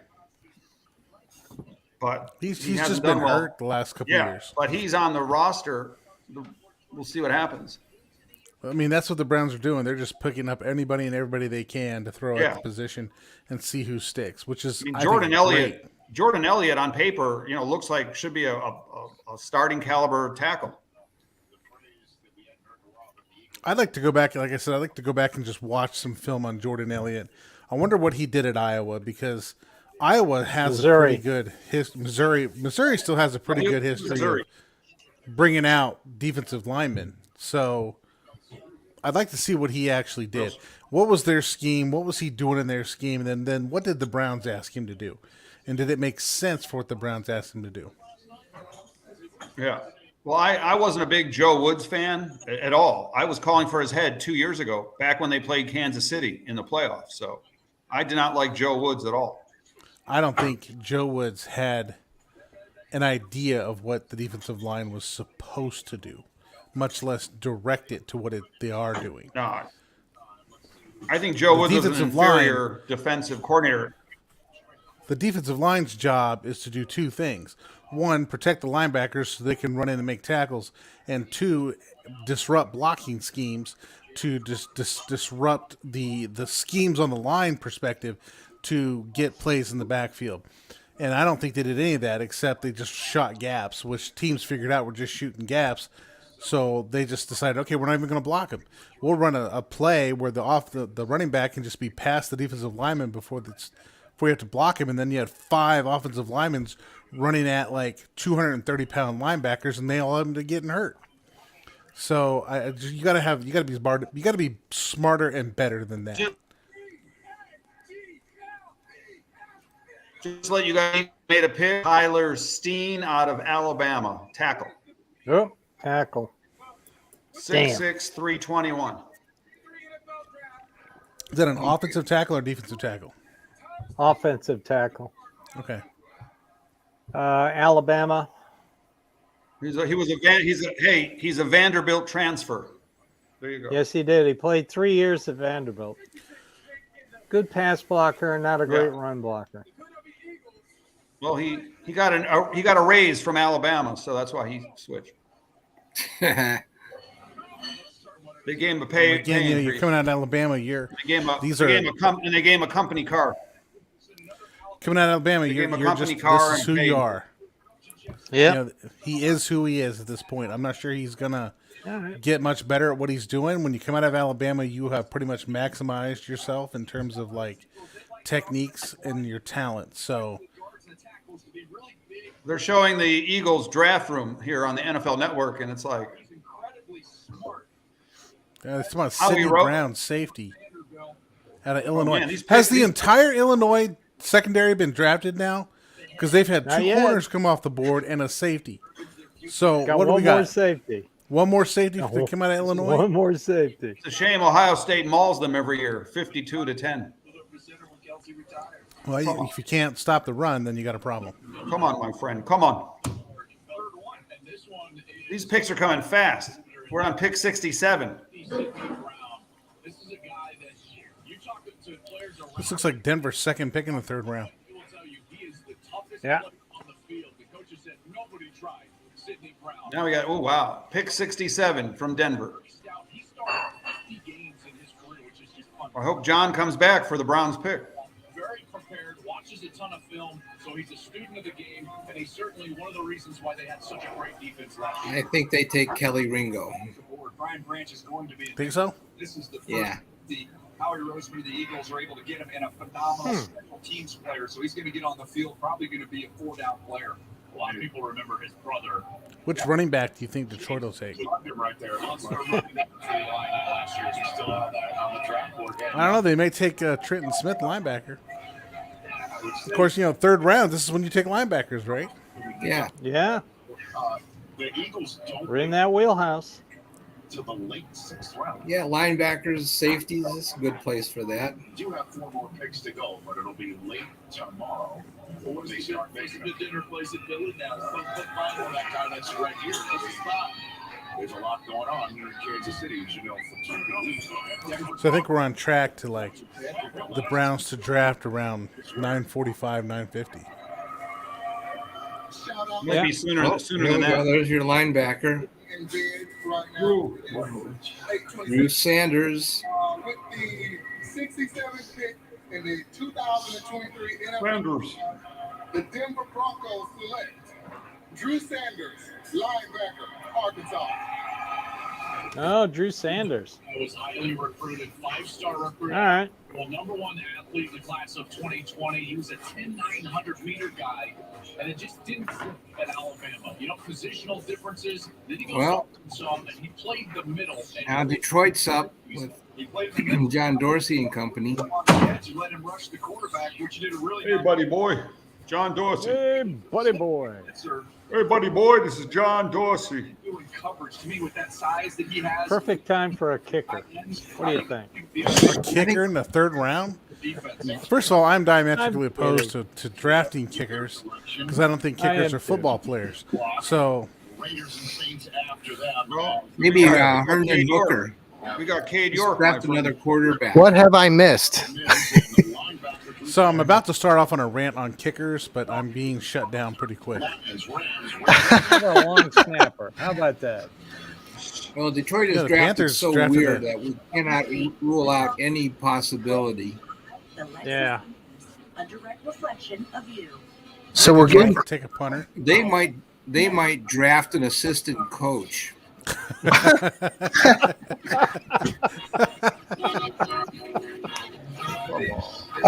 So Detroit is Elliott for the win.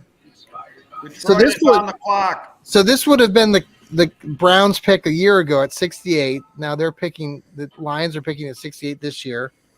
They've had quite a great draft so far. They've drafted a running back. Says who? I'm being snarky right now. I'm being snarky. Which century are we talking about? Right, we're talking 1986, like you said before, Steve. 1886. 1886. Yeah. Were they playing football back then? Sure, they were. Yes, they were.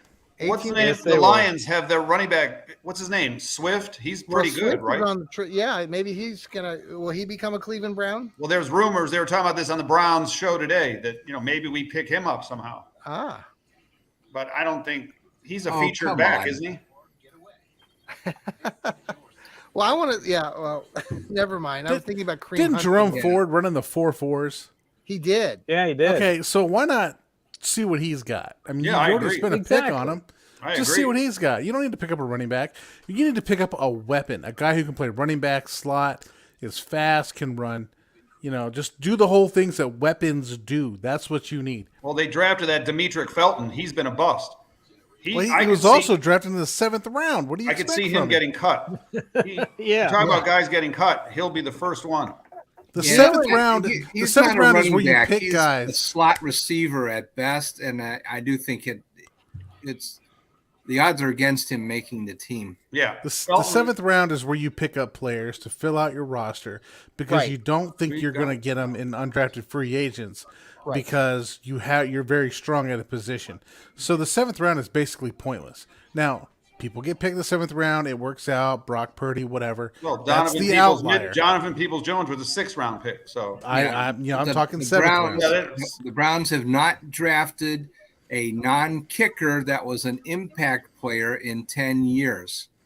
And how many other teams have?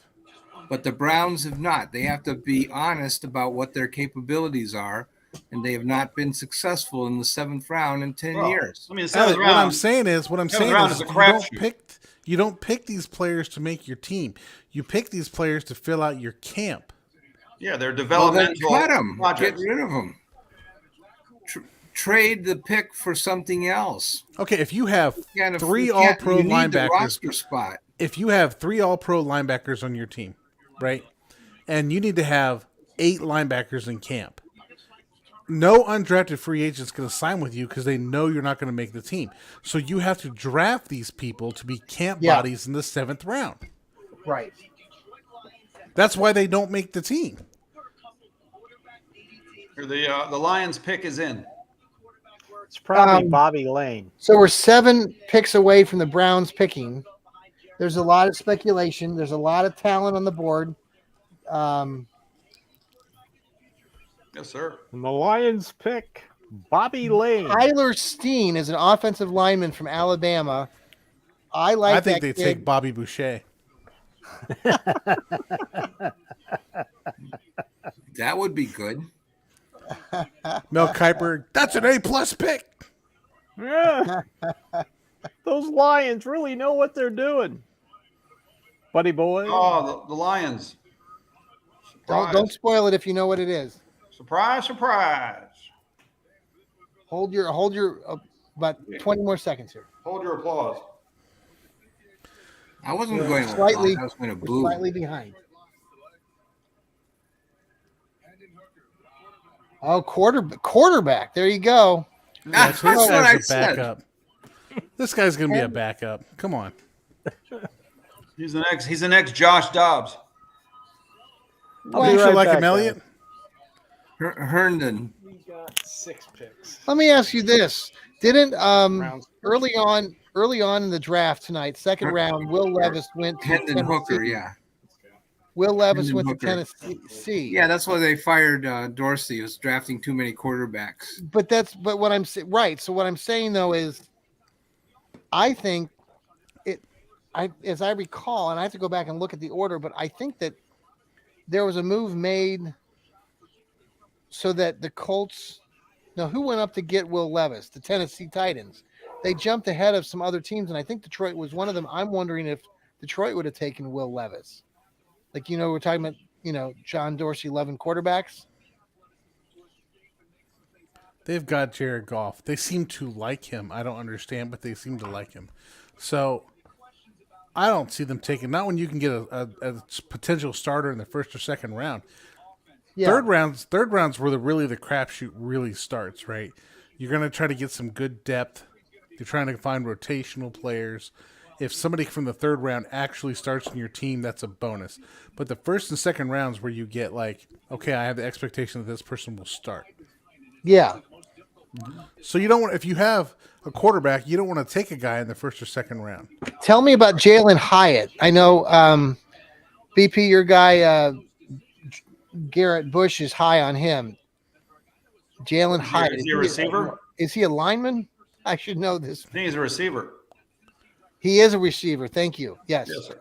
Yes, sir. 176 pounds. Lightweight. And he was playing for Tennessee, correct? Correct. So Hooker was throwing those passes. Okay, gotcha. It all makes sense now. Hooker. What kind of offense they run in Tennessee? Derrick Henry. Derrick Henry. And a cloud of dust. No. I mean the Volunteers, NCAA. Trying to figure out how people come out of a Division I school and not have a good route tree. I mean, what do you run in route? Now let's talk about this real quick as we're approaching this pick though. Pick 69 for the Texans. Are the Browns potentially gonna back out of this 74 pick? God forbid. Hell no. Why would that be so bad? Come on. I'm ready to see some action here. I want to pick. Well, the fans want the pick. Enough fourth round picks. Come on. We want to pick, but if they could gather more picks for the future, I would trade out of this round and take a second in next year's draft. Future is now. Let me tell you guys something from Cleveland. The future is this season. If the Browns go 7-9 again or 7-10, you can kiss all these guys goodbye. Andrew Berry, Stefanski, and DePodesta. Believe that. There will be a lot of pressure on him. And Lamar Jackson coming back to Baltimore does not help our cause. Okay, wide receiver Tank Dell from Houston just went to Houston. Tank Bell, the wide receiver, just went to the Texans. Played at Houston. We got the Raiders have their pick 70. We got 4 picks to go. Hopefully, we get a good player here. Nate Sudfeld is the backup quarterback at Detroit, so that did make sense for them to select the quarterback of the future. Yeah. You need more than one quarterback in the NFL, so I do like backup that for Detroit. The Raiders. The Vegas Raiders. Okay, start checking the 40 times. Who's the fastest guy in the draft right now? That's a good question. Raymond Chester. Wow. So are they looking at this guy as a returner?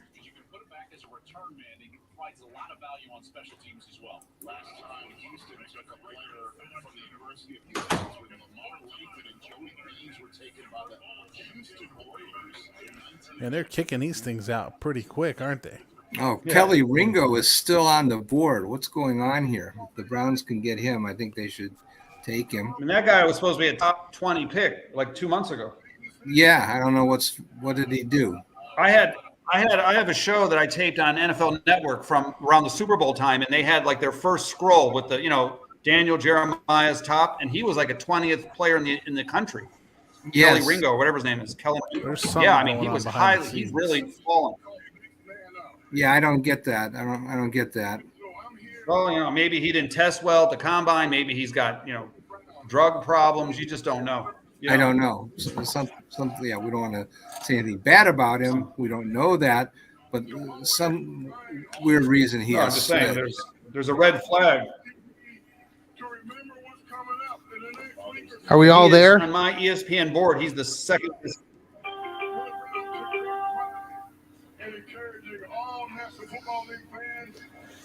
The Raiders just made their pick. Can you hear me? Yeah, we can hear you. Johnny? With the 70th pick in the 2023 NFL Draft, the Las Vegas Raiders select Byron Young. Byron Young. Do you guys hear that? Yeah.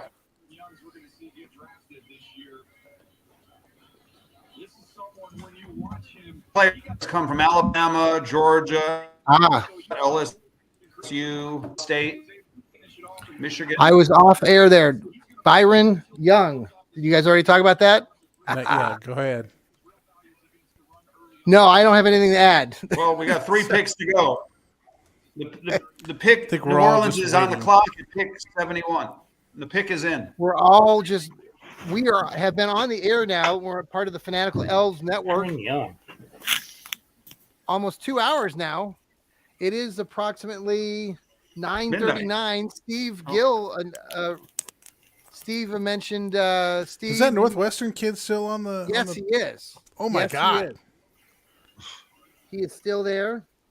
There's a lot still there. Double that A. guy runs a 4.4940. Yes, amazing. The kid from but he's 282 pounds. So I mean, I see all the 300-pound guys going. Boy, and he's only 6'2". Here we go. 71 pick. It's going to be a 3-tech if he comes out. He's short, my friend. Defensive end. Kendrick Miller. TCU. Running back. Kendry Miller, running back from TCU, just went to the Saints. The Aints. All right, folks, we're getting very close now to the Browns pick. We did put in for our show, we're giving away a Cleveland Browns shot glass to anybody who correctly identifies the pick at 74. So we'll be looking at those right after the pick is made. Is trade an option? Trade is an option. Some people did give trades. So we'll see what happens with that. Okay. We're going to give the shot glass away to somebody. But if they don't get it right, we'll give it to the closest, whoever got closest to 74. Yes. If you pick, I'll tell you what, if you pick Bernie Kosar in the 1985 supplemental draft, you win. There you if go. Trenton Simpson is still sitting there, I would jump on that. Well, you only when got it 2 comes to the picks, Browns. Cardinals, Rams, and the Brownies. Wow. Yeah, who do we have a defensive tackle that's available? Do we have a defensive I think you're starting to get into you got the guy from Northwestern, then you're starting to get the guys who are 4th round projections. Cameron Young from Mississippi State. And you said Zach Harrison from Ohio State. Jacqueline Roy of LSU could be there. The Brownies like players from LSU as well. Right now, the highest rated players are that Double A from Northwestern, Trenton Simpson from Clemson. Are they rated? Okay. Yeah, these are the. Okay. I think I want Ringo if he's available. I think that he's there. He's just too good to pass up. Cornerback. He's there for a reason. Ringo is 6'2", 207 out of Georgia. Well, tell me what the reason is, or I'm going to draft him. I don't know, but I'm hoping the Browns know what the reason is. You know, Johnny Manziel was there for a reason. So I'm hoping the Browns know what the reason is. Well, Jordan Battle is still available. He's a high, he's one of the top Randy 15 players. Randy Gurzy of the our Dog Pound Daily just tweeted out Tank Dell ahead of Jalen Hyatt and Josh Downs, just as we all expected. There's a guy from Wisconsin that's highly rated, Nick Herbig, outside linebacker, is rated. Yeah, he's been. He's been. Hyatt, Downs, Trent, and Simpson are still available. 6'2". I'd rather have Dorian Williams with the 98th pick. What about a trade down though? There's also a big defensive tackle from Baylor, Siaki Ika from Baylor. They had him in for a visit, but yeah, he's 6'3", 74. That's a little early for him. There's so many guys right now. There's the kid from Northwestern, Jordan Battle, cornerback Clark Phillips from LSU. So are the Browns on the clock? Who did Randy want? He wants Trent Simpson, like we've said, Downs, Trent the Josh Simpson, Downs, wide receiver, or Hyatt from Tennessee. Trent Simpson, okay. Linebacker. If Simpson's still available, I'd grab him. Yeah. He can play inside, outside, and he can upside down. Well, this decision is going to come down to right side Jim out. Schwartz. I think it's going to be his call, whatever is there. Well, buckle up, folks. We are getting very close. We are the Fanatical Elfz Network. We appreciate you so much for following along, listening to our show. We are on Apple. We are on Spotify. We are on iHeartRadio. Tune in. We're on YouTube. Check us out there.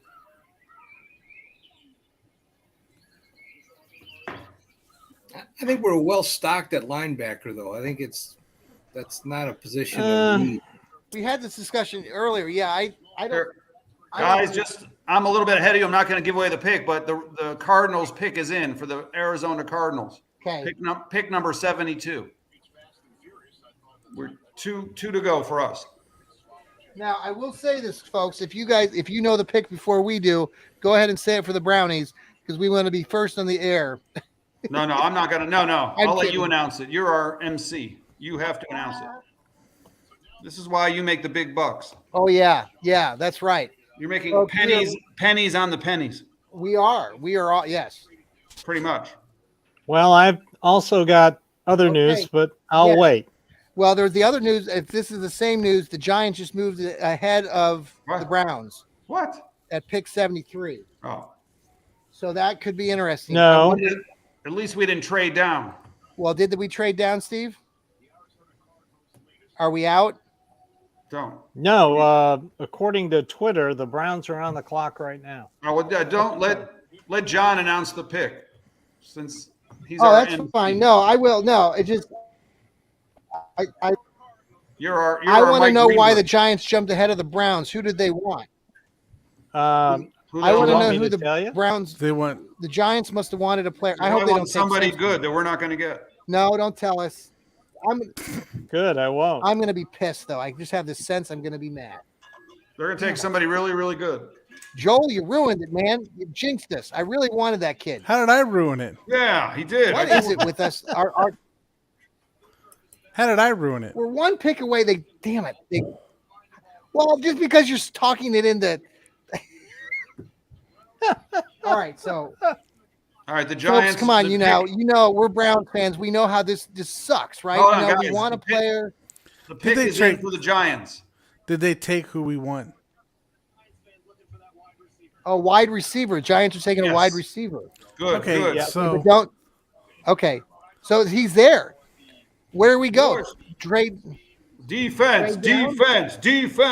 Yeah, well, I mean, I don't know if there's a defensive tackle that makes sense at this number. I don't think so either. We need to have somebody. Give Not me at my 74. cornerback. There isn't a defensive tackle that makes sense at 74. Yeah. So, I mean, the question is what makes sense at this number, right? Safety. Is there a receiver that you can put as a weapon? No, we don't need a wide receiver. I think you need a weapon. You need a wide receiver. Jalen Hyatt he just went. Okay, Jalen Hyatt from Tennessee. Jalen Hyatt, Tennessee. Yeah. All right. That's fine. Is that who the Browns wanted? I don't want him, Probably but not. I know that he was speculated be. He was a pretty good player. What's up with this guy Darnell Washington tight end? Why is he still out there? The Athletic has him ranked as the highest player available, first, second round grade. Yeah, that's actually not such a dumb idea either. We have the pick. We have the pick in early, 74, and I. So whoever we wanted must have been there. Whoever we wanted must have been there. All right, the pick is in. Do it. The pick is in. We're taking Cedric Tillman. Cedric Tillman at wide pick receiver, 74. Tennessee. Big Who guy. is he? Wide receiver from Tennessee. Yes. Very Cedric big wide Tillman. receiver. What? Cedric Tillman, a wide receiver at 74. Oh. Yep. They passed on Trenton Simpson. 6'3", they passed on 213. defense and went offense. And I've only heard the guy's name like once. Sorry, guys. Where was he ranked? Where was he ranked right now in the wide receiver on the early mock drafts had him going in the second round, mid-second round. Okay. So they're showing the Browns fans. Yep. Okay, folks. Cedric Tillman from Tennessee is the winner of the number 74 pick. Oh, okay. So Tennessee Volunteer. So Jimmy Haslam liked him. Yep. Okay. So But did the homeless guy? Did the homeless guy like him? Evidently so. Yeah, Jimmy and the homeless guy made the call. I don't know, guys. What do you think? My initial reaction: I don't like it. I don't like it. At one. Nobody liked C.J. Emerson last year either. Yeah, I know. Yeah, but we don't. Who are we going to cut in order to? The only thing what I like about this guy is that he's tall. The Browns have needed a tall receiver for years. He's tall and fast. Too many 5'11" receivers like Landry and Odell Beckham. At least this guy can go up and get the ball. At 7, he would have been there at 98, man. You think probably? So? No, probably not. No, okay. I mean, they got the second best receiver on Tennessee's team. We need. Never. I don't know. I don't love it personally. I don't love it. I don't like it either. I was hoping for defense. They got enough developmental. What do you think, Browns fans? I mean, he's 23. Does this go beyond the 6'3", 213? Does this go beyond the guardrails? They drafted a 23-year-old. No, actually, yeah, it is. Well, no, not in the third round. This is not going to be welcome news by Browns fans. I'm just going to tell you right now. Half of us don't like it. The initial reaction on Twitter is it's a piss poor selection. I don't love it. He's talented, but you already have a stacked wide receiver room like we've talked about all night, and now you're pulling in another guy. So who are they going to do? Obviously, we're going to get rid of some guys, but I don't like it. We already drafted our top guy that we traded the second round pick for was a wide receiver. So basically our top 2 picks are wide receivers. That's nice, but yeah, I don't love it. Not enough wide receivers. Yeah, you're right, because we just gave away a lot of draft capital for Isaiah Moore. It was our second round pick. And then last year we spent a third round pick on David Bell, and the year before a third round pick on Anthony Schwartz. Yes. So you're talking all kinds of wide receiver draft capital without much. Yeah, they took David Bell and the best teams in the league all have a whole bunch of wide receivers. Like, who do the Bengals have at wide receivers? Good ones. Who do the Patriots or the Chiefs have at wide receivers? Right? Yeah. The teams that are elite have a bunch of wide receivers. Right, but I'm fine with this. Keep grabbing guys. I am too. He's 23 and a half years old. That's pretty old for a prospect. His relative athletic score is 8.67.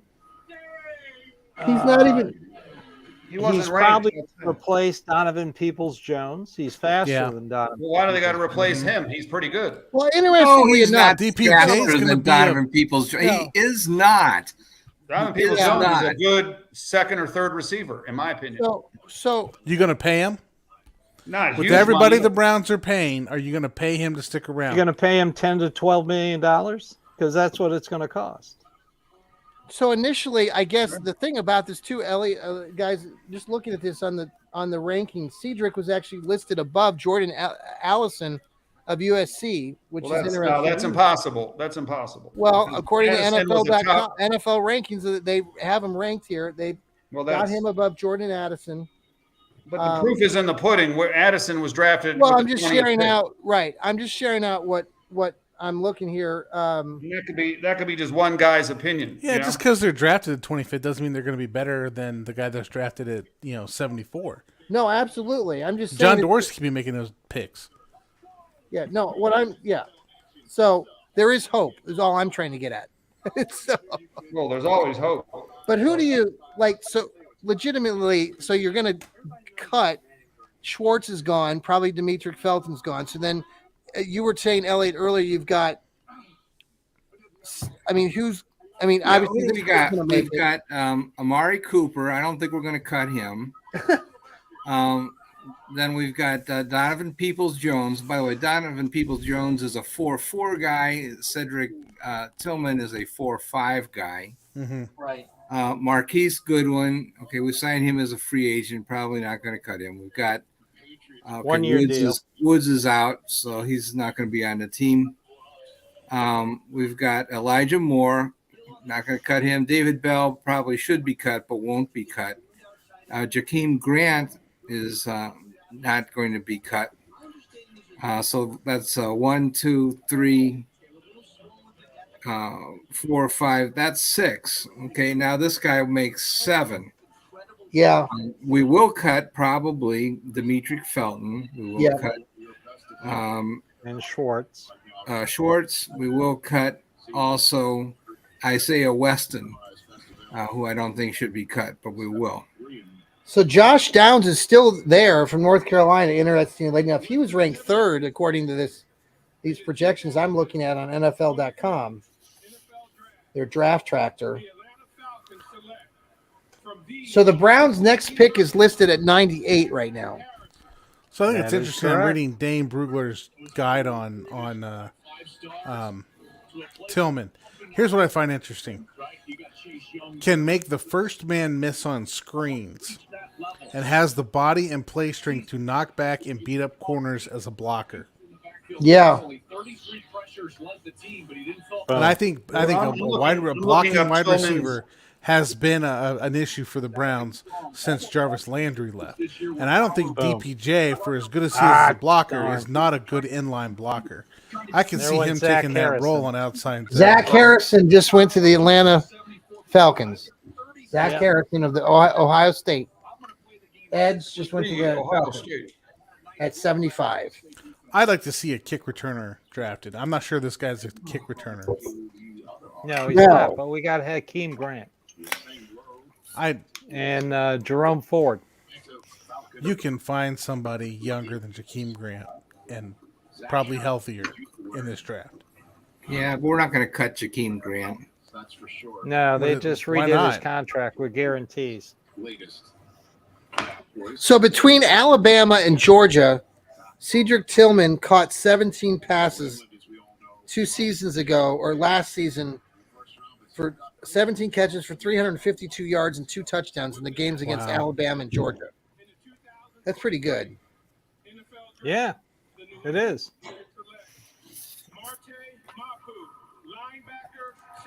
Marty Mapu, Sacramento State linebacker. And what's his name still on the board from Clemson? Yep. There's a bunch of people. Are they afraid of his size? There's a bunch of guys still on the board. Yeah, there's a ton of guys. Yeah, there's just a ton. Yeah.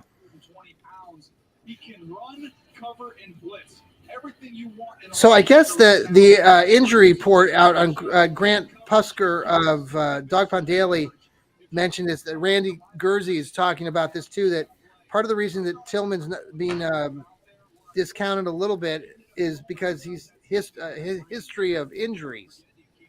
And there's no denying his talent, but it's, again, he has a myriad of injuries in his past. So we should do some research on that. But yeah, he missed time last year. Yeah, he only caught 377 yards. So he didn't play a full season. No, he did not.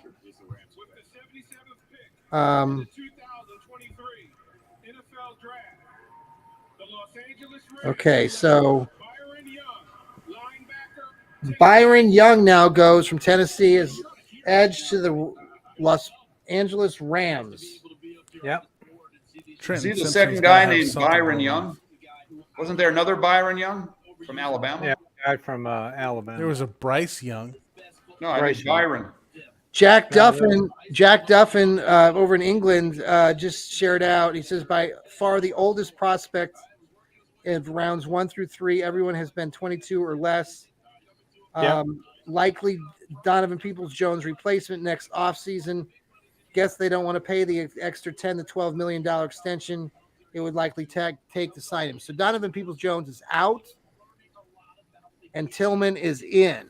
But this is what This is what good teams do. They draft replacements the year before they have to replace somebody. But Joel, the idea that he's been injury prone, Randy Gurzy is very concerned about that. He's sharing out on his platform. That's why he's getting drafted in the 3rd round. Now, Corey of Browns Wires, like some of us are thinking that they might try to trade up back into the further up from 98 again. And Randy Gurzy is not happy, by the way, boys. Okay. Well, I don't know. Again, nobody was really happy with MJ Emerson. No, Martin Emerson. That's true. I don't know who Randy Gurzy is. Dog Pound Daily editor for Dog Pound Daily. Yeah. Oh, we have side notes sometimes from him. He'll send messages. Tucker Kraft, another tight end from South Dakota State. There's got to be something going on with Darnell Washington, who was a first, second round projection. That's true. Ringo, who was a first, second round projection. Simpson, who was a first, second round projection. Yeah. There's something going on with these guys. I know. It's weird. I mean, you see people fall for all kinds of reasons, but these guys are falling for. This has got to be a character concern. And still no safeties. I think 2 safeties have been drafted. Well, Jartavius Martin from Illinois could be both. He was more of a corner than a. I don't know. And you had the guy from Alabama who was listed as a safety. Well, unfortunately, when Tennessee beat Alabama 52-49, this Cedric Tillman didn't play in the game. Well, this is interesting. Nick Carnes mentions the height now of the Browns receivers. Donovan Peoples-Jones is 6'2", Cedric Tillman 6'3", Njoku 6'4", and Jordan Aiken 6'4". Yeah. Oh, well, if Tillman is an inch taller than Donovan Peoples-Jones, then of course we should draft him. Oh, okay. It's a brilliant move. I'm totally convinced now. Now here, when Tennessee played Georgia this year, Georgia beat him 27-13, but Cedric Tillman had 7 catches, 68 yards. He had a better game than Jalen Hyatt. Yeah, he's had some decent games against some really high. Look, guys. I live in SEC country. Yes. I live in Tennessee. I force-fed UT constantly. And this guy is good. He's good. I have no problem with this pick. Josh Downs just went to the Colts. I like the pick. Josh Downs just went to the Colts. Do you think? I do too. I like it. I'm switching my vote to I like the pick more and more as we talk. Do you think this guy could be similar to like a T. Higgins or no way? And wasn't T. Higgins a second-round pick or was he a first-round pick? I don't know, but I'm saying he came from Clemson. He's tall. I mean, maybe he's a similar type of player. Keep talking. I think we have to have third-round expectations on a third-round pick. Thank you. So if he's a rotational player, we're good. Yeah. If he learns to grow into the role, and if you say, okay, we've paid all these people and we can't afford to pay our second receiver, we've got someone in-house that we can be wide receiver to. Depth this year, starter in next year or year after. I mean, I guess this is the thing with the draft this year. You're talking about when you get to the third round, you're talking about depth pieces and rotational pieces. We're not going to look for. We're not going to get a starter. We're not going to get a all-pro out of the third round unless we get lucky. We don't want to keep the expectations to be where they're at. Well, how about Martin Emerson? Why can't we draft Martin Emerson again? We had Kelly Ringo in our sights, and we let him go. Who heard of Martin Emerson before the Browns drafted him? Who heard of Kelly Ringo before we didn't draft him? Who's heard of Kelly Ringo now? Me. I'm just saying, like, you can get lucky. You can pick up guys, and they become more than what you expect them to be. But if you expect them to be more than what you drafted them to be, then you're going to be in trouble. I want to draft the 4.41 defensive back. I think that's not unreasonable. And play them where? Carolina traded. You never have enough defensive backs. Who'd they trade with? It doesn't take a rocket scientist to figure that out.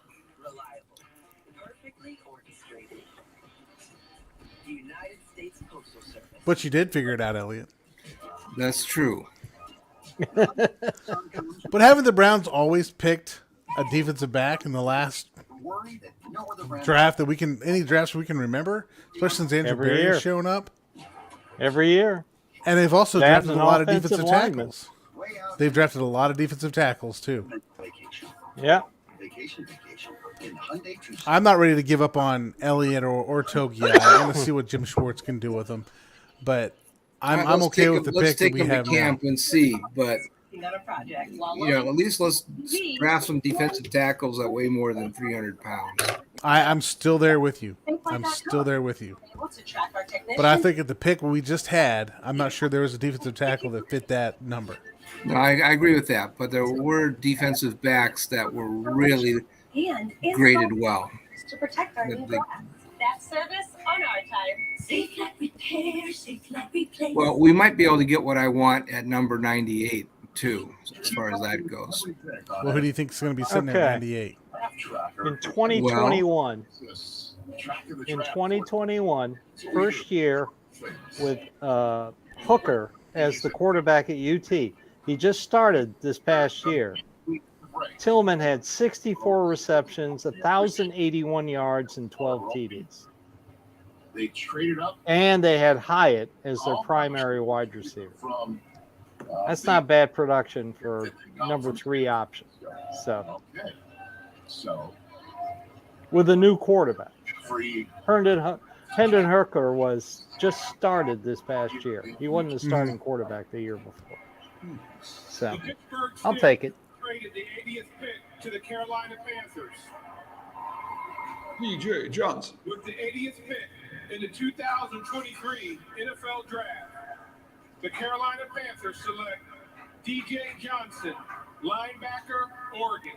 This guy looks pretty good to me. This DJ passing up Trenton Simpson. This is another interesting because Simpson would work perfect in that defense.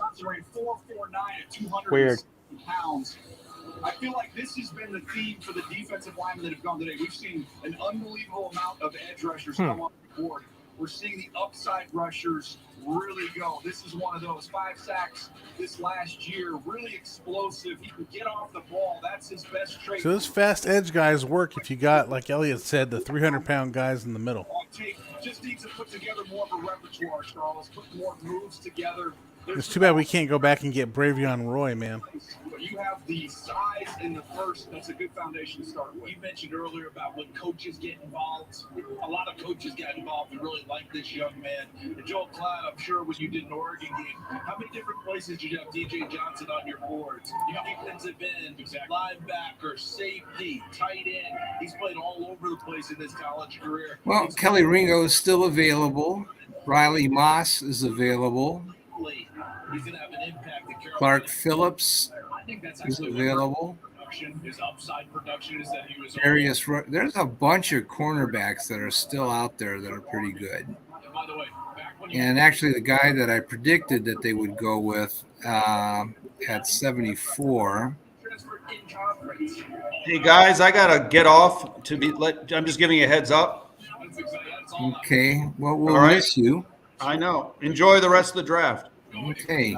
All 7 rounds. All right. You were a trooper. Take care, guys. Trevius Hodges Tomlinson was a guy that I thought the Browns might take at 74. And ESPN Yeah, that's true. is saying that he's way down on the list. Yeah. So I think they've been slow to take cornerbacks, really. All right, so maybe I can have my cake and eat it too. I'll still get my cornerback. I don't have to have Kelly Ringo to be happy.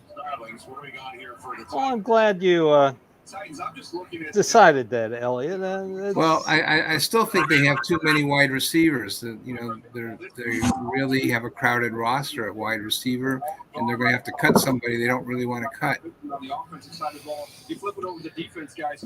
Trenton Simpson from Clemson, the linebacker, who can absolutely. I'm back. Trenton Simpson is still there. Did we lose BP? We did. Yeah, he had to go. Yes, yes.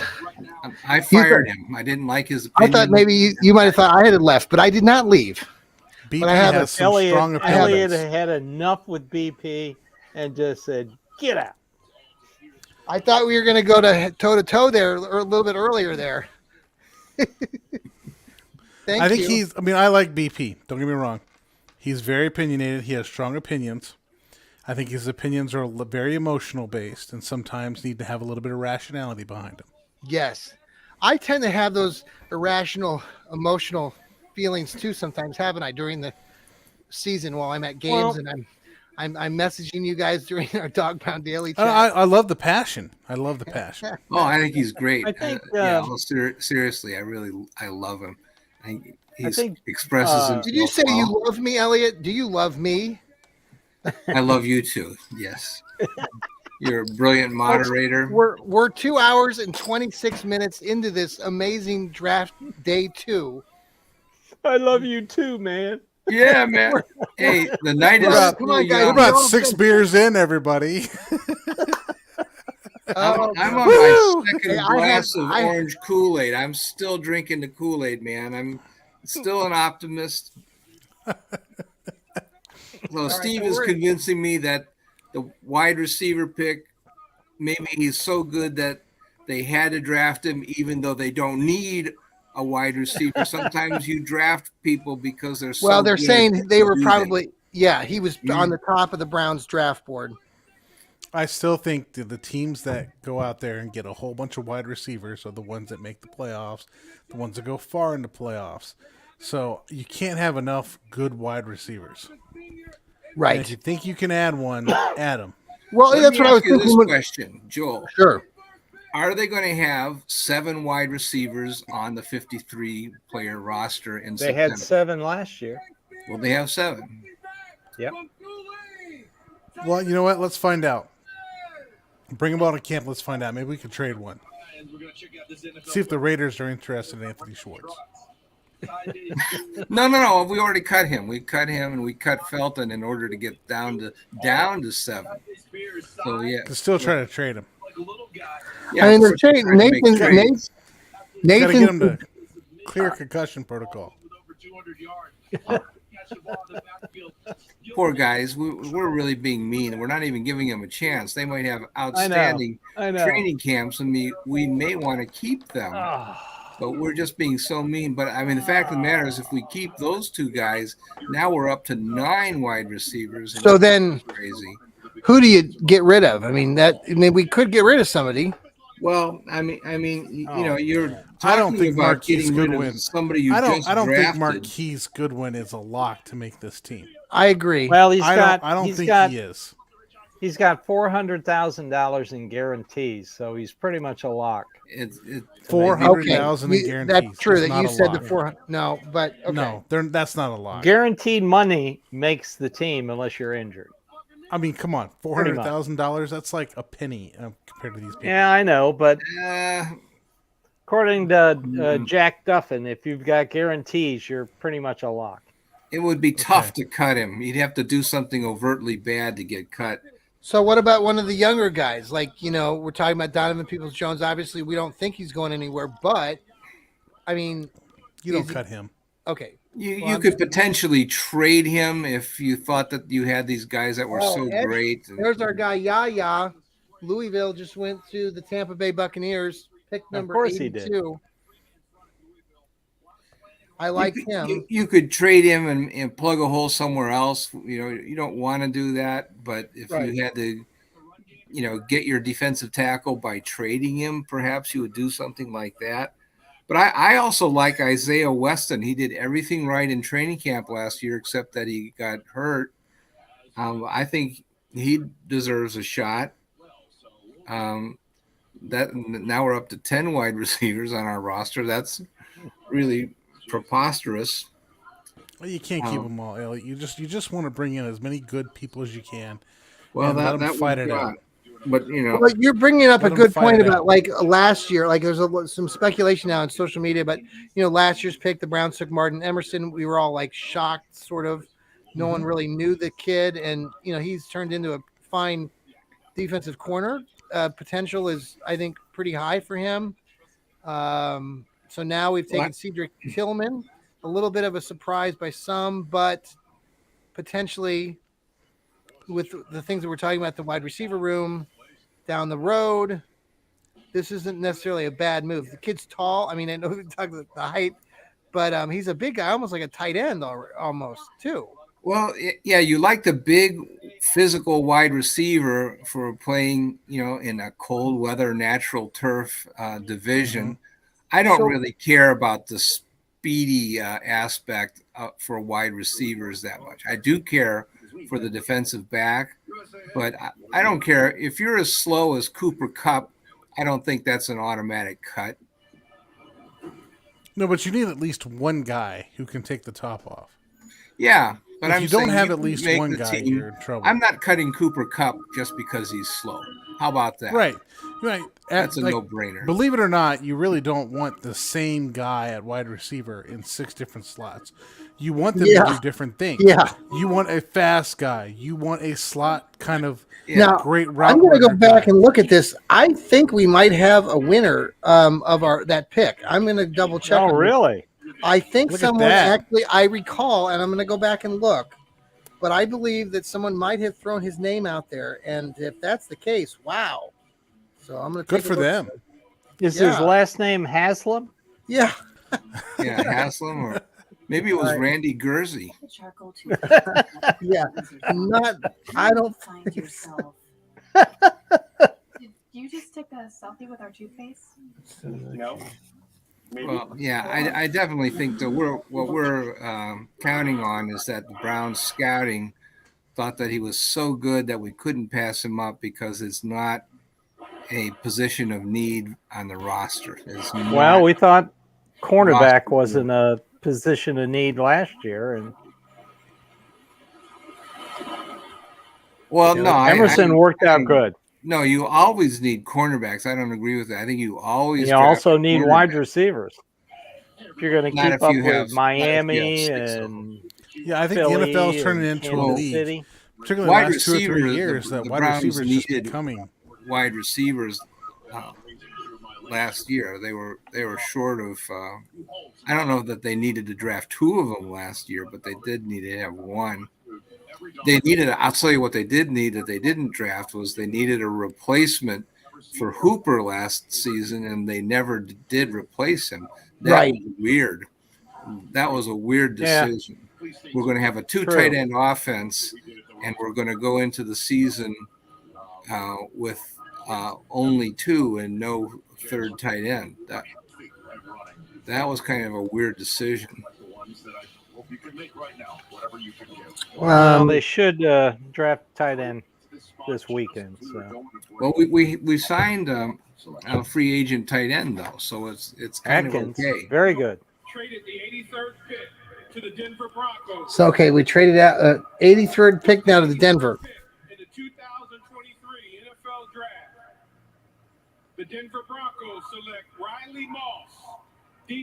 Riley Moss, a cornerback from Iowa. Yes. Goes to the Broncos. Very interesting. By the way, we don't have a winner. That was not on the list of So how are we going to give a winner for the shot glass? Any thoughts here on our giveaway this week? We've got a lot of people. Well, retweeted. Did anybody pick a wide receiver? No. Nobody picked a wide receiver. Really? No. Really? Everybody's crazy for wide receivers. I can't believe that nobody picked a wide receiver. I can't believe that either. I'm always complaining that people are too crazy for wide receivers.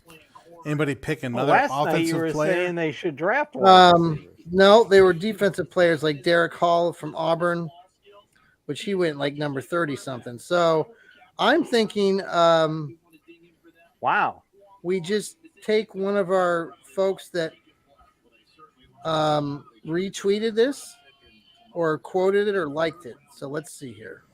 There you go. Anybody in the contest with the last name of Tillman?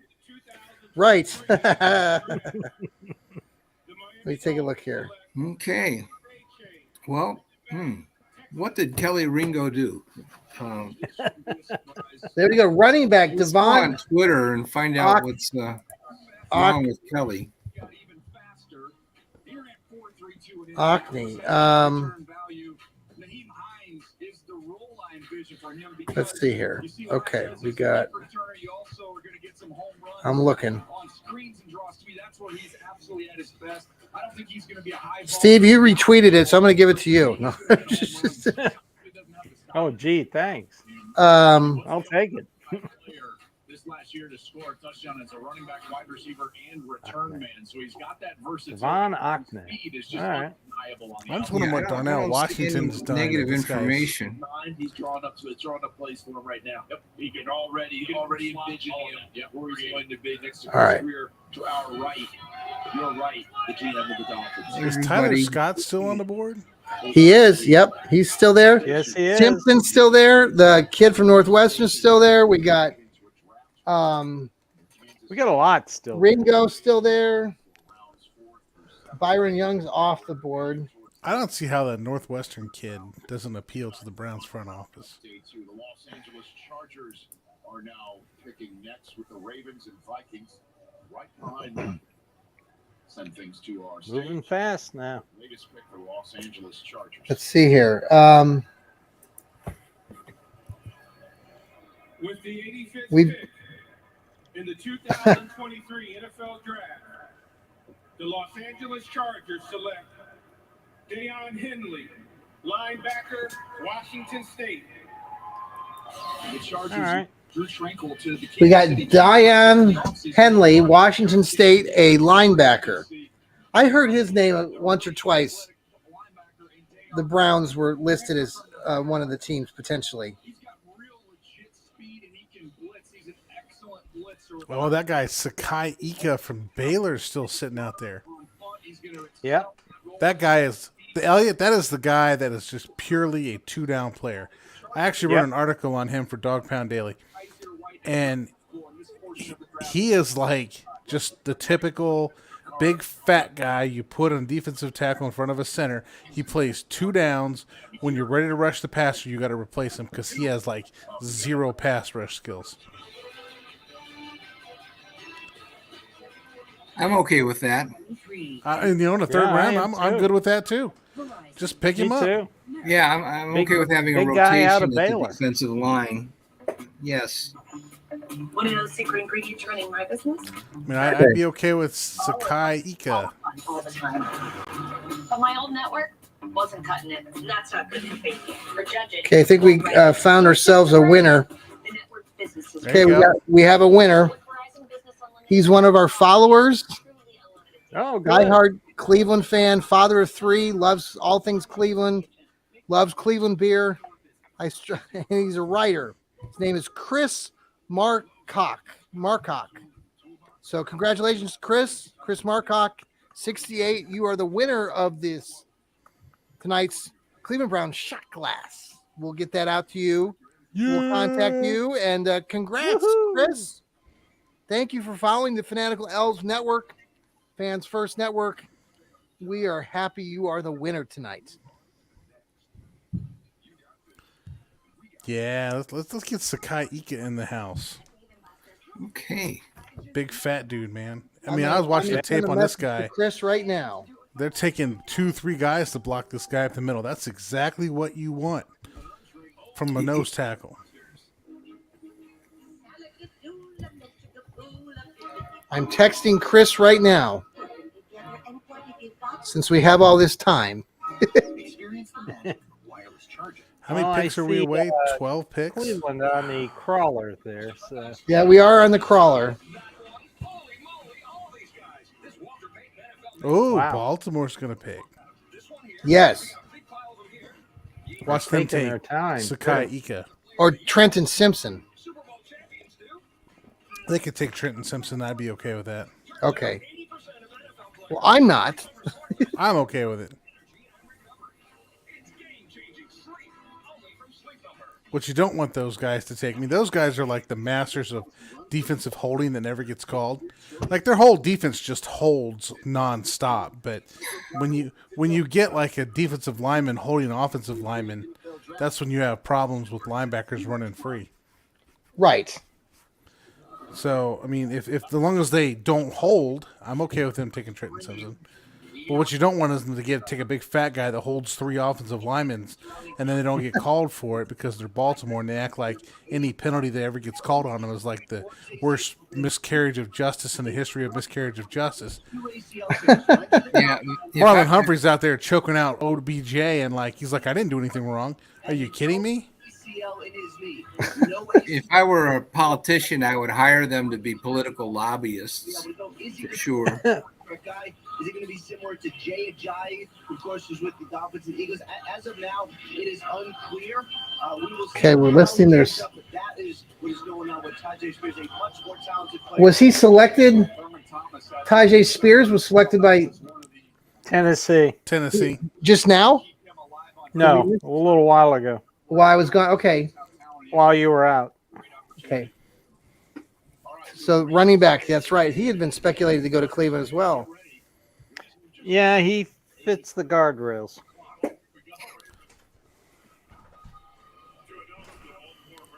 Okay, so the Ravens are coming up. Let's see what the Ravens do here. They probably take my guy. I bet they take my guy. Who's your guy? Kelly Ringo. Oh, they might. They need help Just in the out secondary. Of spite, they probably will. I'm surprised they didn't take Joey Porter Jr., man. That guy holds like a madman. He fits right in at Baltimore.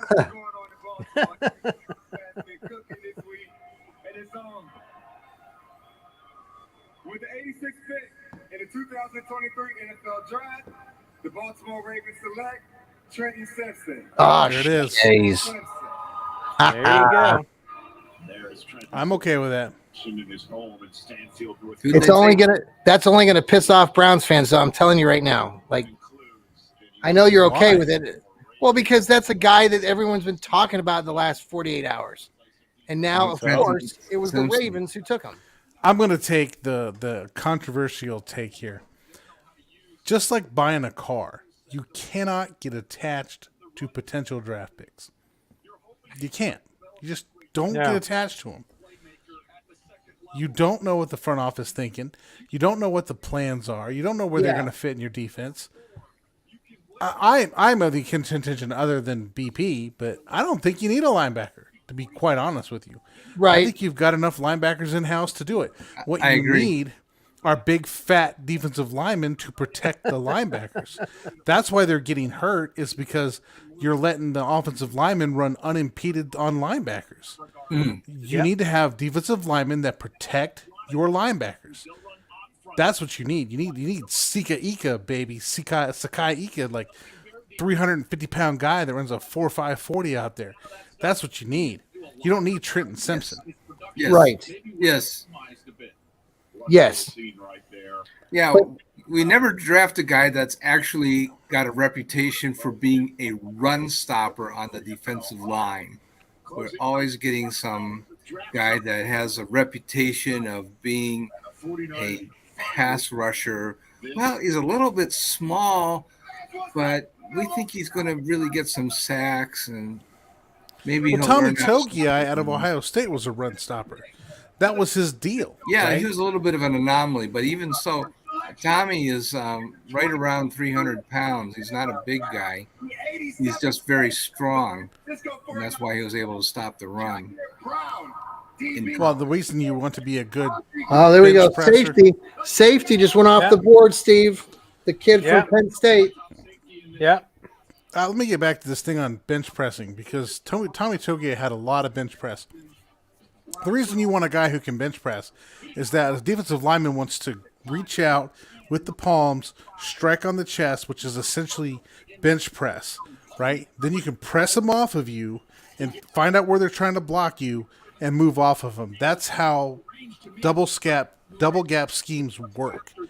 Tommy Togiai is a perfect double gap scheme player, particularly a run defender. Not so much of a pass defender, but so much of a run defender. This is why at some point in my future podcasts, I will review Elliott and Togiai to see how they could potentially fit, and maybe that would explain why the Browns haven't prioritized a defensive tackle in this draft. Schwartz may think that the guy's sitting there already. I'm of the opinion the guy might already be sitting there between Togiai and Elliott. They just haven't been used properly. That's a very interesting point. Those two played together a lot. Yeah, his last year at Ohio State, he got his hands would just. You're right, Joel.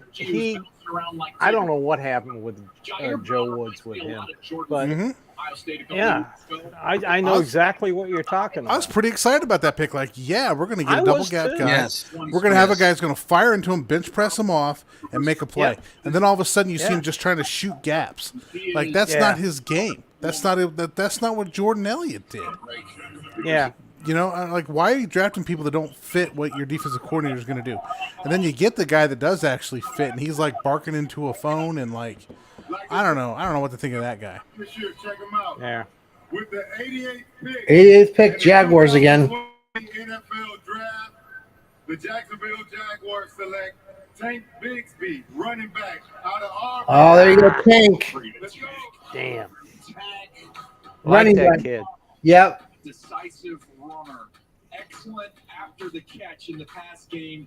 Wait a minute, didn't they draft a running back in the first round 2 years ago? The same draft they took Trevor Lawrence? Yeah. Out of Etienne. Out of Clemson. Clemson. Yeah. Yeah. Here he is again working downhill. So what are they going to use this guy for? 4.56 was the Just to be the backup? He's got that quick burst to accelerate the elusiveness. I don't know. Defender, no issues. I mean, do they plan on running the football that much that they want like two? I mean, he's got to be the backup to NTN. That's all he's got to be. Okay, he also needs to tuck that ball in. Watch this guy running with that ball, man. Straight ahead, north. Well, there he has it tucked in. There he's out there with it. Look at that. Come on. Carrying that thing like a loaf of bread. He's going to get fumbles. That guy going to fumble. Well, let's see what happens here. So, folks, it's 10:30. We are approaching the Browns' next pick, which is at 98. 98. We're coming up. We are at 2 hours and 47 minutes now into our podcasting. I think this is the longest podcast I've ever been involved in. This is awesome that you have joined us. Thank you for following along. And if you've fallen asleep, wake up, because we're here watching the Brownies make their selections and the rest of the NFL. The night is still young. Very young. Very. Cincinnati's got a pick coming up. That'll be okay. Now, again, I think the expectation to think that these guys are going to make a real impact week one, I think is just crazy. These are all backups. Well, that is true. You stop and think about it. What they're actually paying for is like a $10-11 million investment in rookies, and so that's like you've been working on that. The equivalent of one full-time player's worth of investment. Right. And that's not really all that much of an impact. Right. Their entire you're gonna need more tide. rookie class should Geez, 960,000. I don't know. I got to look it back up. I had it. It's not that much because where they're picking. So 85% more time in every power pod. Rise and shine with GMFB. That was fun. Yeah, you're lucky if you get like 3 guys that are starters, and they're not going to be your best players. Right. On NFL Network. NFL Players Choice is back. What's up? Well, I just followed Cedric Tillman on Twitter. Aaron Jones. We're picking the games. Okay. The Bengals drafted Miles Murphy from Clemson, a defensive end, number 1, and then DJ Turner, the high-speed cornerback, number 2. So they went defense with the first 2 picks. Now for the 3rd round, what do you think they'll do?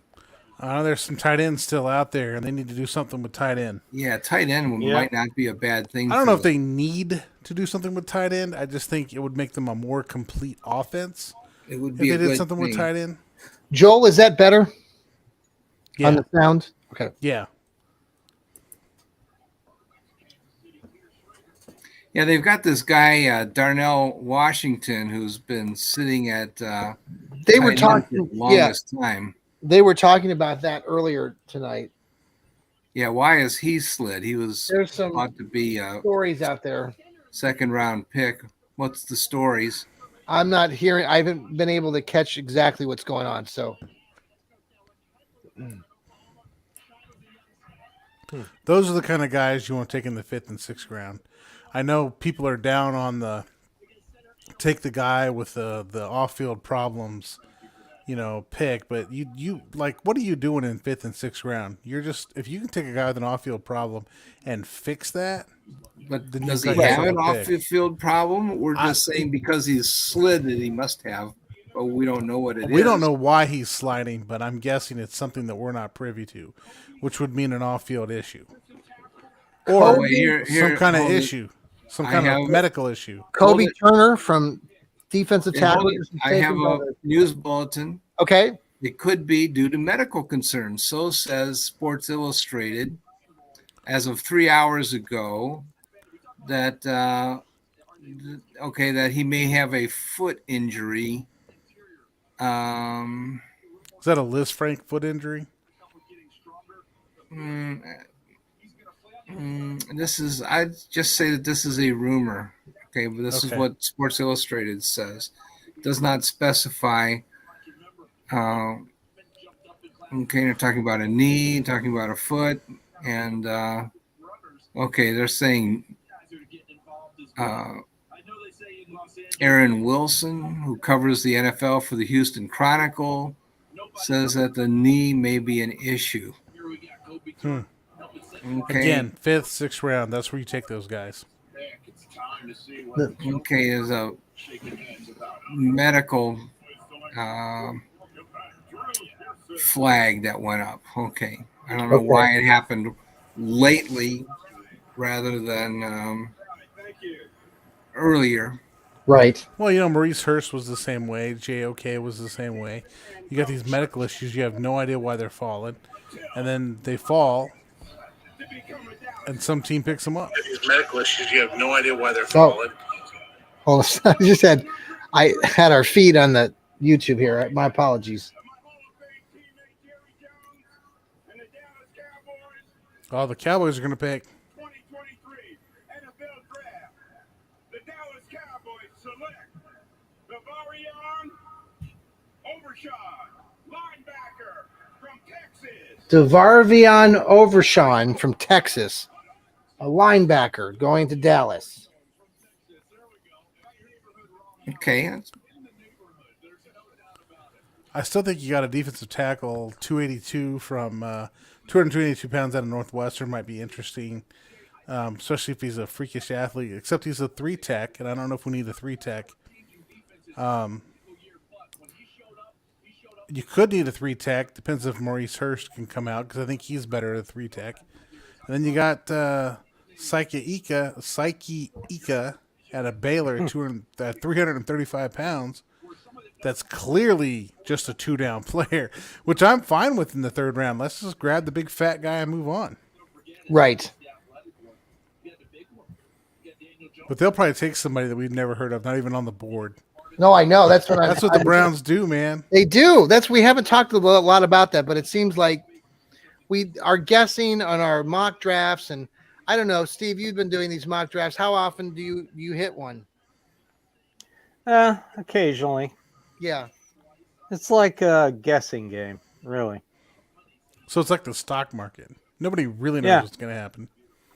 Yeah. No, we really don't. That's why I have a stockbroker. You know, I have this thing. I'm just getting way off topic. Why not? I always like to learn new skills constantly because that's just how I am. I'm always trying to learn new things. So I got an account on a brokerage and I tried to learn all this stock market stuff. Oh, really? And I was really, really just like disillusioned by the fact that people really look at charts to understand stocks because that's like flipping a coin. I mean, like you could flip a coin and like match like these charts that go on. It's really just a matter of, okay, I'm going to buy this stock today or that stock today, and I'm not going to buy that one. Then a whole bunch of people just follow suit like lemmings, and then the stock goes down. And it's like, how in the world does this really work like this? But NFL draft, man, like Dorian Williams, just linebacker. That was another kid that had been talked about. Buffalo just picked him up. Man. The Bills are getting you're getting all worried about this. This is another third-round linebacker. He may be on the field like one every 7 plays or something. Oh, I got you. Oh, man. I love this kid. You know, you look back. After Martin Emerson last year, who did we draft in later rounds? I'm got to go back and look here real quick. So let's see here. Damn. I mean, what would you guys think if the Browns end up with this DeJuan Jones out of Ohio State, 6'8", 374? I looked at that. They were talking about him down here in Columbus today because he's had some off-field stuff, and there was, this conversation about his stock plummeting, but he's ranked pretty high, so there must be some off-field things that we're not privy to. So last year, let's see, we took Martin Emerson and then Alex Wright. Rotational player. David Bell, Perry and Winfrey, Cade York in the 4th round, Jerome Ford in the 4th round, Michael Woods in the 6th round. Yeah. Isaiah Thomas in the 7th round. See, there's a guy. See, that's another, like Isaiah Thomas right now, he's a 7th rounder. I mean, 7th rounders, like you said, don't usually last. I mean, he's only going into his 2nd season, but I wouldn't mind seeing the Browns take an edge right now. Are you willing to part ways with him? Well, I think he did some good things. I think he's a different player than Perry and Winfrey. I did a podcast with a group of guys from Oklahoma last summer that were Sooners fans, and they were talking about both these players, and they both said what we've been seeing, that Perry and Winfrey is kind of a knucklehead and all over the place, and then Isaiah Thomas was more of a established sort of better character guy. So you don't win games with Boy Scouts.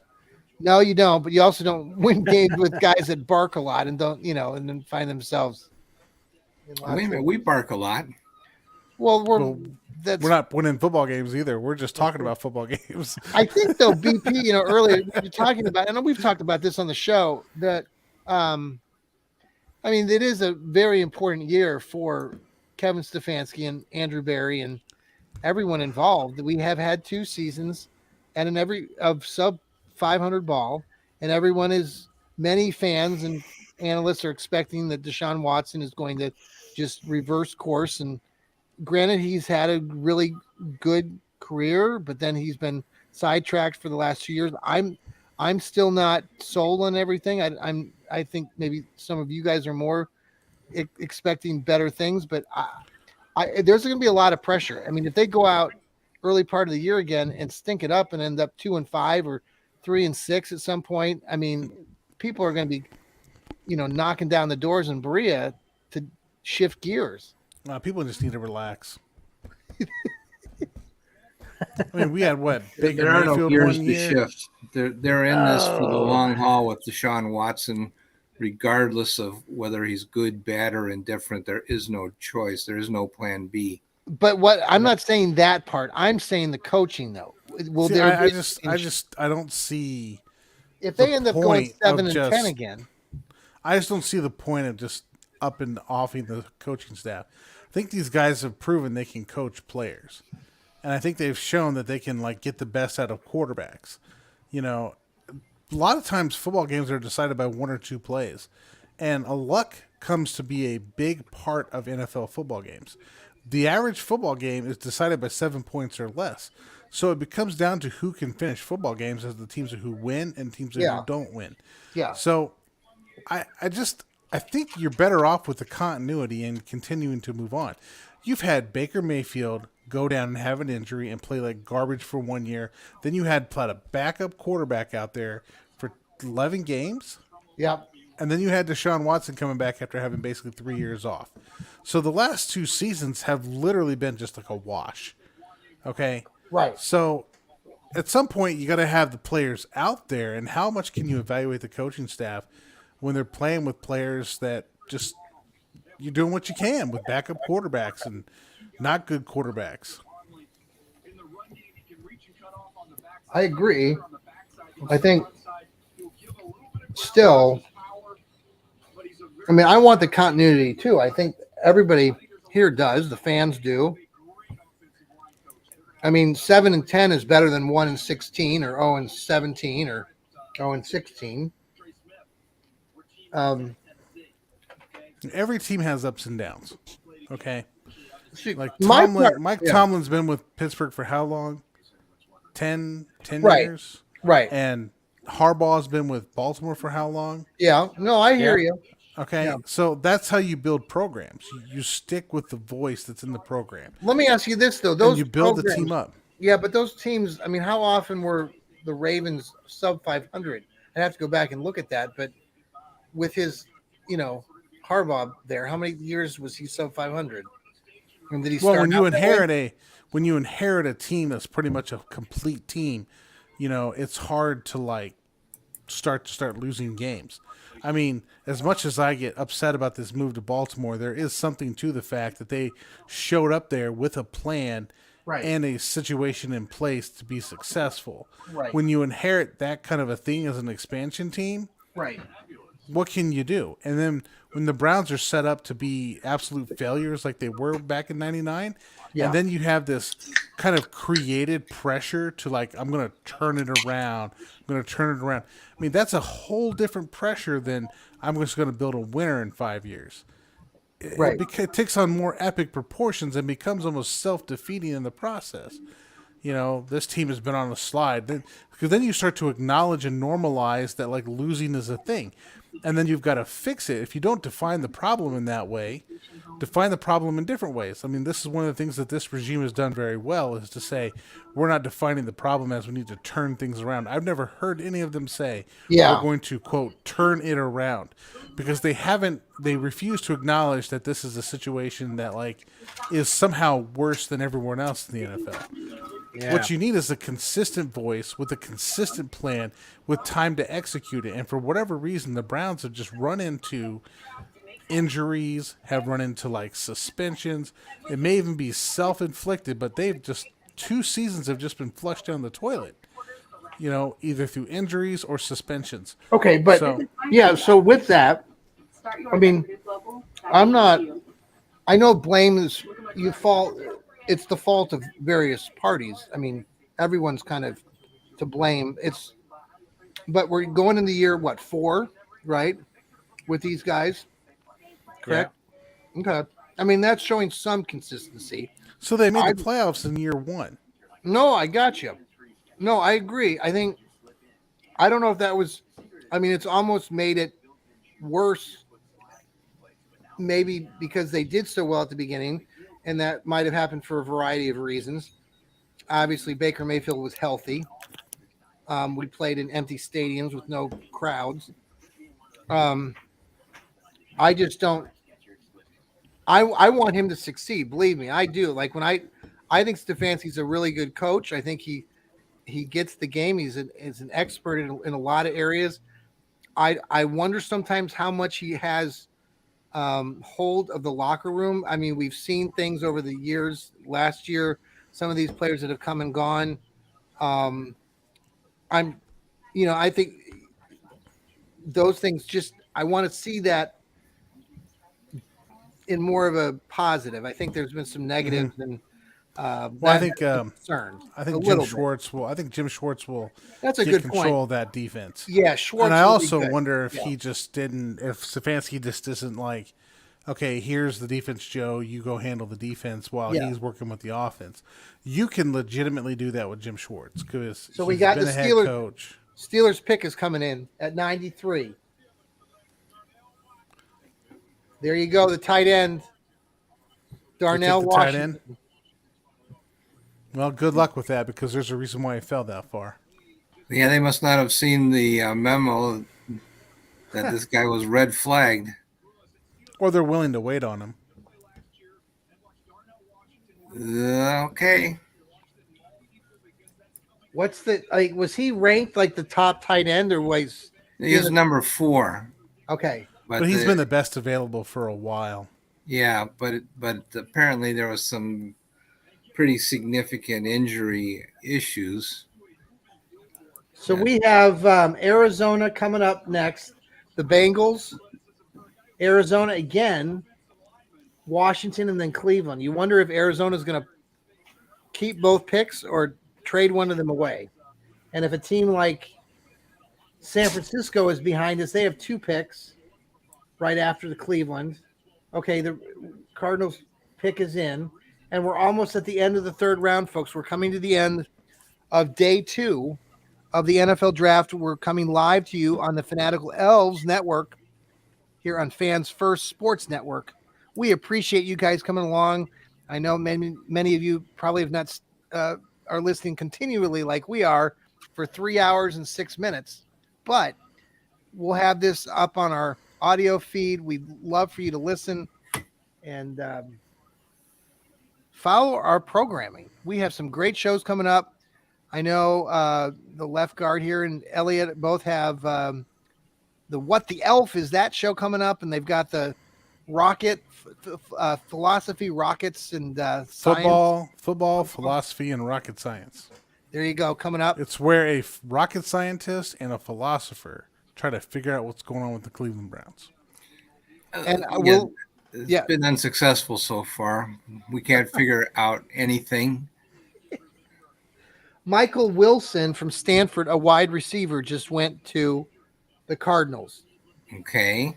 So now we've got the Bengals and then another Cardinals pick. I'm showing that the Detroit Lions are okay. They've just in that slot. That's what happened. The Cardinals just traded out of that pick, and Detroit came up. I wondered if that was going to happen, and that's what just happened. Okay, so the Lions have been entertaining tonight. That's Lions have been entertaining, to say the least. Let's go, buddy boy. What the Detroit Lions are very entertaining. They're back. They jumped ahead of Cleveland. We'll see who they take here, but the Bengals are taking a pick right now. I could see the Bengals taking DeJuan Jones out of Ohio State and then just make him into a project. I could see that happening. That's a possibility. You're in project territory right now. Okay. So, by the way, just fans that are listening, or if you're watching live, we will be coming to you tomorrow afternoon. What time do we start? Noon is when the 4th round starts? Yes. Okay. So we will be on shortly before 12. Hopefully, any of you guys want to come by, you're welcome to. We'll be here. We have several picks coming up right off the bat, I believe. So there should be some picks flying off the board early on at noon. So I would suggest if you're listening that you come on over at noon, and we'll probably have a lot of our picks done within the hour. Okay. Well, the Bengals, once again, they Who did drafted Miles Murphy, the defensive end from Clemson, and that was followed by DJ Turner, the cornerback from Michigan.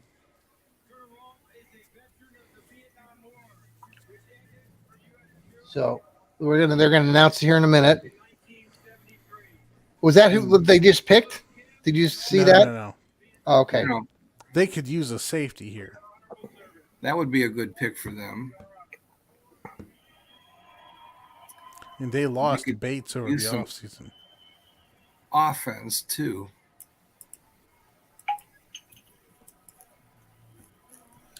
Man, Randy Gurzy is not having a good night tonight.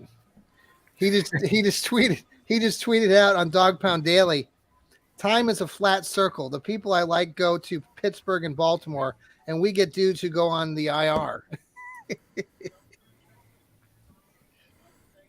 He can be passionate. Yeah, see, he gets on my case all the time about being passionate. Like, I'll do some stuff or he'll say things to me, and I'm like, dude, like, that's a passionate statement. Yeah. See? It's not just passionate me. about his analytics. He is. Well, yeah.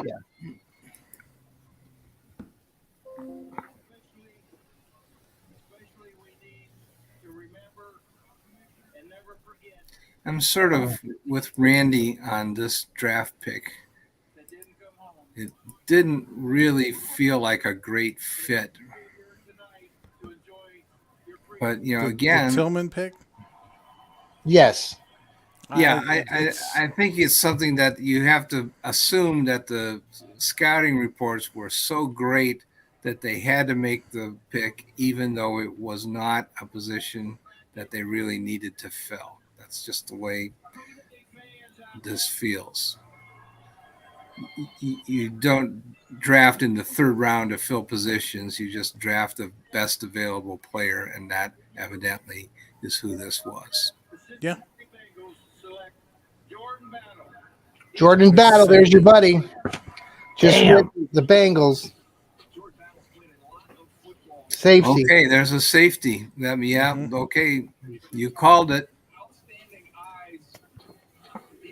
Well, but also, again, I'll repeat that I don't think Alabama had a very good secondary at all.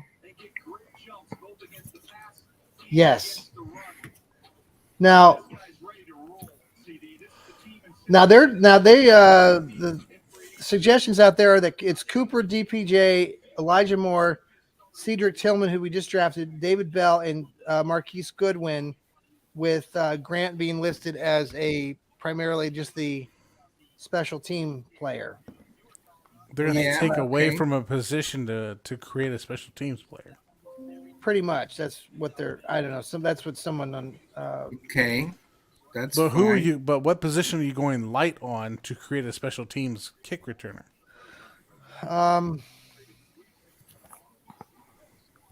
I do not know. But at this point in the game, you don't have to worry about that. Right now, you're just collecting talent. I just. Well, what are the Lions going to do here? Oh, that's a guy. According to Twitter, the Browns are on the clock. And Broderick Martin was a really good defensive tackle that I had talked about from Western Kentucky in the past. Big guy. So Cleveland's on the clock now. So Washington must have. Okay. According to Browns Twitter, yeah. Oh yeah, this guy's a good double gap schemer. The Lions got a good player. I could see him just being like, that's good technique right there. Yep. Randy, I'm sorry, but your leader's already come out with a headline on his new article entitled "Why the Browns Picking Cedric Tillman Was a Mistake." That's his headline. Well, again, just expectations. You know, I hear people talking about Bryce Young is the next best, greatest thing. I mean, do they really think that the SEC level of football is the same as the NFL? Well, this is intriguing, though. This is a good point he mentions, and I didn't realize this. And I know, Steve, you've watched the Tennessee. He says that besides 2021, in the other 4 years that he played in collegiately, he only played in 12 total games over those 4 years. So he played in college for 5 seasons. He had 1 season where he played the entire year, but besides that, it was 4 seasons. He only played 12 games total. That would include 2018, 2019, 2020, and 6 games in 2022. So, I mean, that's concerning. Okay, you picked him in the 3rd round. It's still, I know, I got you. Thank you. I just perspective, people, perspective. I mean, yeah. What do you want? It may be the Browns' first pick, but it's still a 3rd round. See, that's pick. where I think we're confused. And that as Browns fans, like even me, we're so used to having number 1 first round draft picks, and we also are used to having over expectations. This guy's going to walk in and he's going to change the entire franchise. No, he's not. He's going to walk in and be a rookie. Right. You know? I mean, but a 3rd round pick should be a starter by mid-season. You should have about 4 guys from the draft that become starters as rookies. So there are, in my opinion, 6 positions on offense that are starters. Those are your 5 offensive linemen and your quarterback. Everyone else is rotational. Yeah. All right, so I'm looking here at the picks. We're getting close, folks, to the end. We only have a few more picks left before the end of round 3 wraps up. We again will be back with everybody tomorrow afternoon at noon. Okay, I want a starting cornerback now. Then I'll be happy. Then I'll forgive the Browns for drafting. I just want the big 300 long shot wide receiver. I want a big fat boy.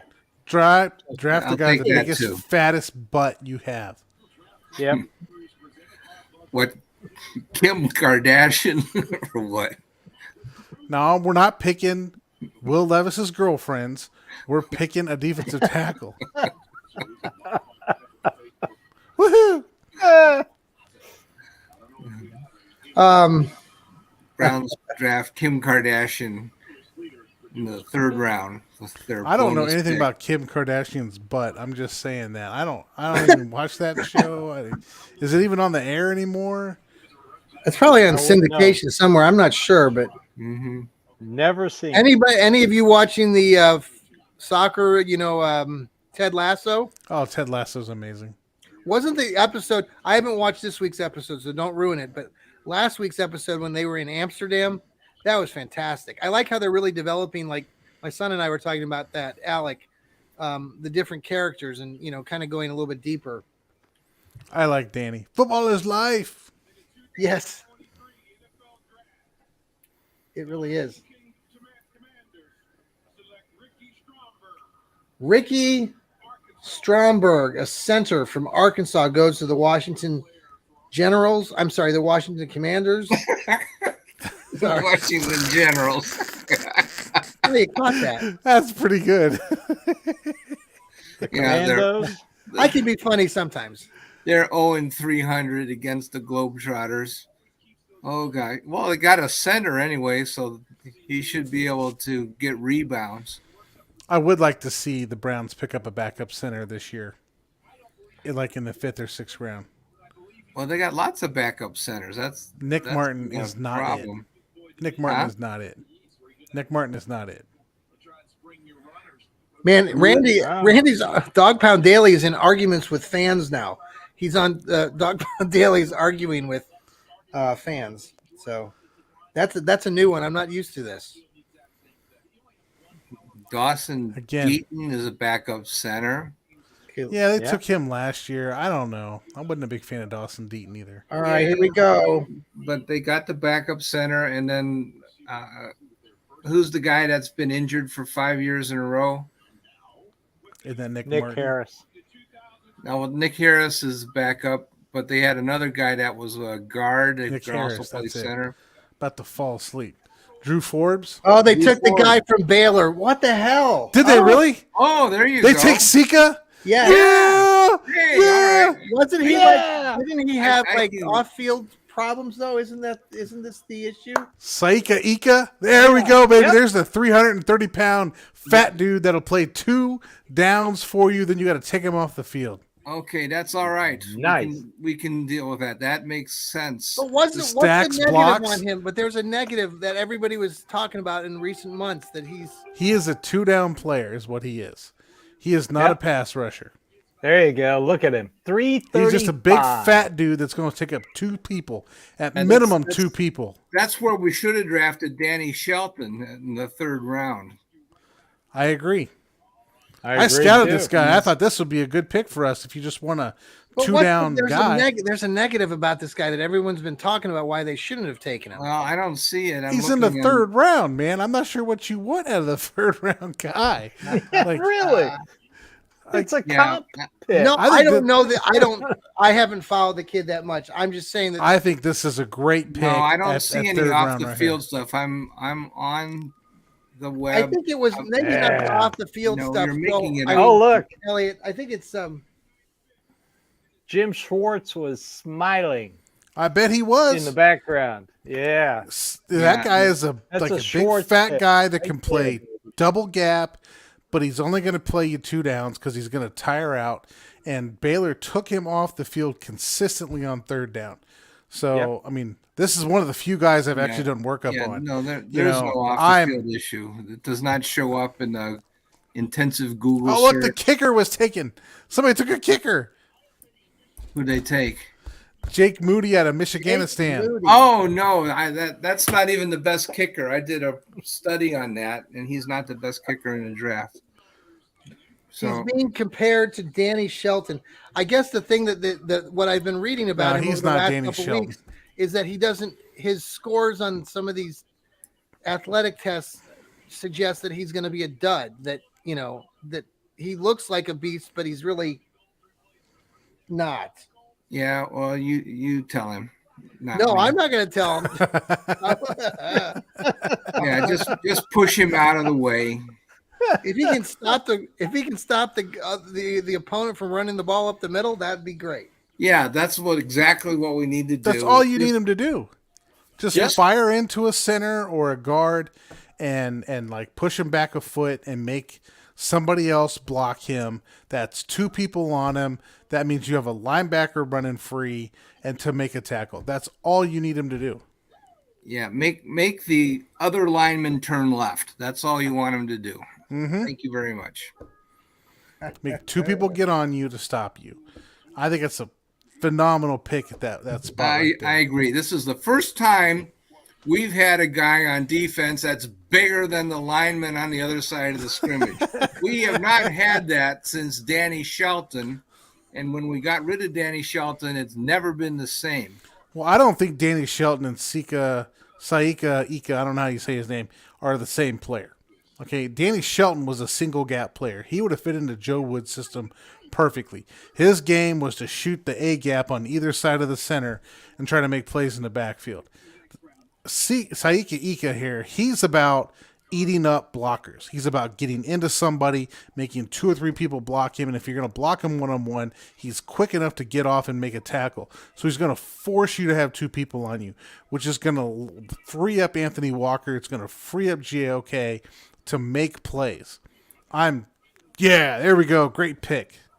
Okay. This is a good pick. Randy can go shut up about the wide receiver now. Well, apparently because we have this a is good funny. defensive tackle. This is funny. Randy just got back on Twitter, and he actually says this on Twitter. I took a break from Twitter, and my mindset improved. I've been backed. I have been backed on this weekend, and I'm losing it again. Are people really this awful in real life? I'm sorry. He's having a meltdown tonight, I think. Well, So CBS had him ranked in the top 50, by the way. Top 50 of all the players drafted. Yep. I was just going to say that if they'd have drafted Ika as the number 74 and then drafted the wide receiver at number 98, then I would probably think everything was just fine. Sure. The fact that they drafted them in reverse order is a little bit, unusual, a little bit weird. But I think it's, the overall result Yeah, but in the end, they're all showing up to camp. Yeah, there you go. So let me ask you guys this, Joel. You watched some film on this guy, Jacob Roach, who we've ridden with before. He's done film study on him for Browns Wire, and he's coming out again. And when I talked to him last week on my podcast, the Johnny Cleveland Show, he talked about not liking this guy. He said that he doesn't like the film on him, but you like. What doesn't he like on the film? Well, he didn't indicate what he didn't like. He just said that. Well, I guess this is where, again, I think this is what the theme of today has been. You have to have expectations match the round that you're in. In the third round, if you can get a rotational player that can do one thing well, then you have got yourself a successful third round pick. Saika Ika can eat up blocks. That was the first thing they put on there. He will require at least 2 people to block him in the NFL. It's really a divided Twitter right now. There's people that love the pick and the people that just loathe this pick, saying that he's lazy, that he's got bad tape. I don't know. I haven't watched him enough. He doesn't rush the passer. He doesn't rush the passer. I want a sack guy. He doesn't rush the passer, right? Yeah. And I think if they're going to claim he's lazy, it's because he's not a pass rusher. He's not speedy and blah, blah, blah, blah. No, he's not fast. He's 335 pounds. Oh, my God. Yeah. So I'm going to agree he's not a pass rusher, but that's not why you're Where was he ranked in the NFL? I was going to look at that just to see. Did you guys see where he was in the draft order?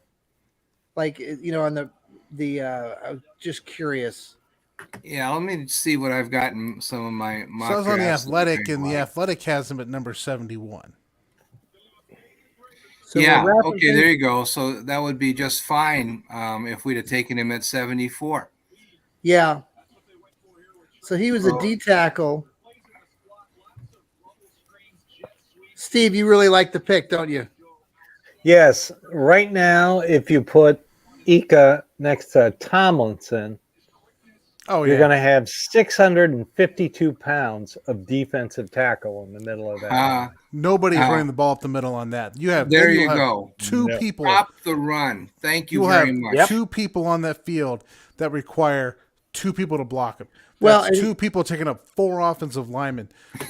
Linebackers there is a linebacker. Productive. Exactly. They will be healthy and they will make tackles. He was the 7th ranked defensive tackle. 7th ranked. He was higher than several picks that were taken. Byron Young was a lot lower. Dexter from Florida was taken a lot lower. So they took the guy that was probably on their board at the highest point that they needed a defensive tackle, and he was the guy. So I think it's a great pick. I think it's a great pick. I'm pretty happy with it. The thing is if you want to say that, well, I want him to be an all-around 4-down player, or every down player, then maybe it doesn't look like a very smart idea. But I really agree with what Joel says, is that this is a situational guy, and you're going to have a rotation at the defensive tackle position, just like every other team in the NFL has. You're going, unless you have Myles Garrett or somebody. This is a rotational position. Right. What you need to have it in order to play a 17-game season. So I really do like this. I want to stop the run. And this is a guy that's going to allow us to do that. So I do think it's a great pick. This is what I wanted to have at number 74, really. I think this is Dalvin Tomlinson's backup right now to start the season. Right. And then if you need to put in like a goal line package, you put this guy in there beside Dalvin Tomlinson, or a 4th and 1 package or something like that. But I think right now he's just going to sit and learn behind Dalvin Tomlinson and learn how to play football. Yeah.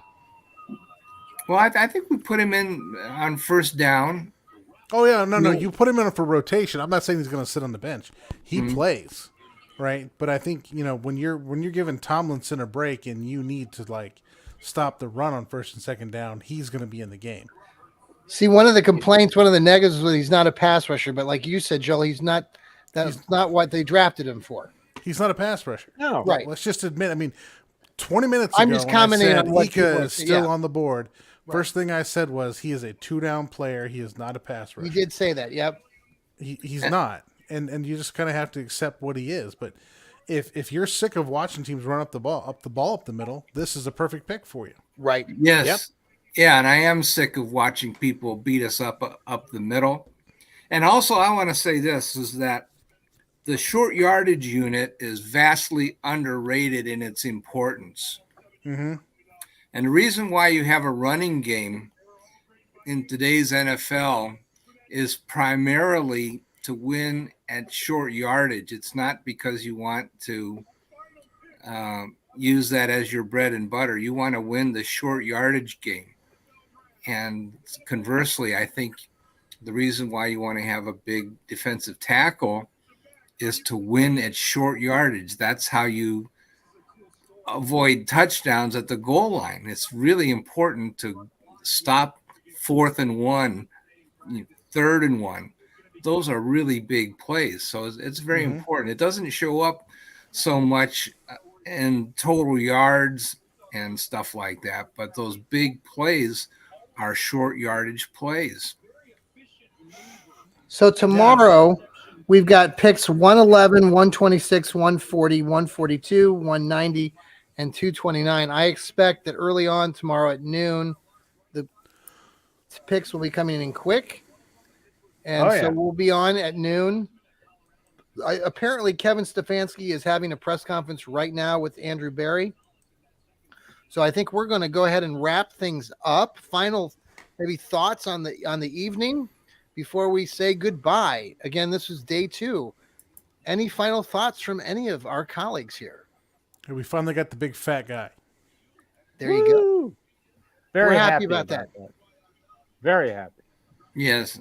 Yeah, I'm very pleased by that. I think it's a great pick. Overall, it's been a good pick. The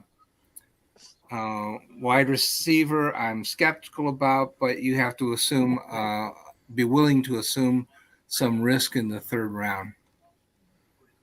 Yes. Yeah. Okay. Well, folks, thank you again for tuning in.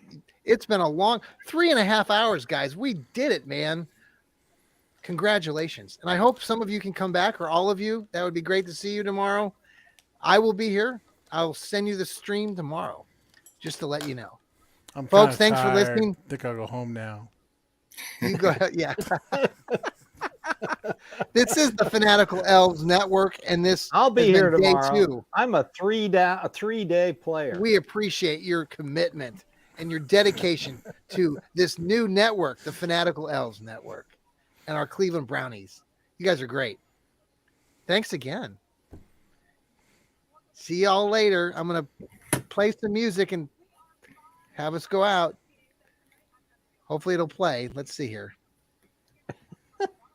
Maybe not. It fell asleep too. Well, I think if it doesn't work, maybe I should sing, or I'm gonna go for it, Elliot. No, Elliot. We've been on so long. It's like, what? You wanted me to play some music now? Let's see if this one works. Oh, I know what I did. It's just taking its sweet time. Maybe not. Does anything work? Oh, I know what happened. Wait just a second. Hold on. Technical issues. I just figured it out. I figured it out. Don't mind me. It's got the ID10T virus. All right. Everybody, thank you again for watching our show. And we will be back tomorrow for day 3 of the NFL Draft. Go Brownies. Take care.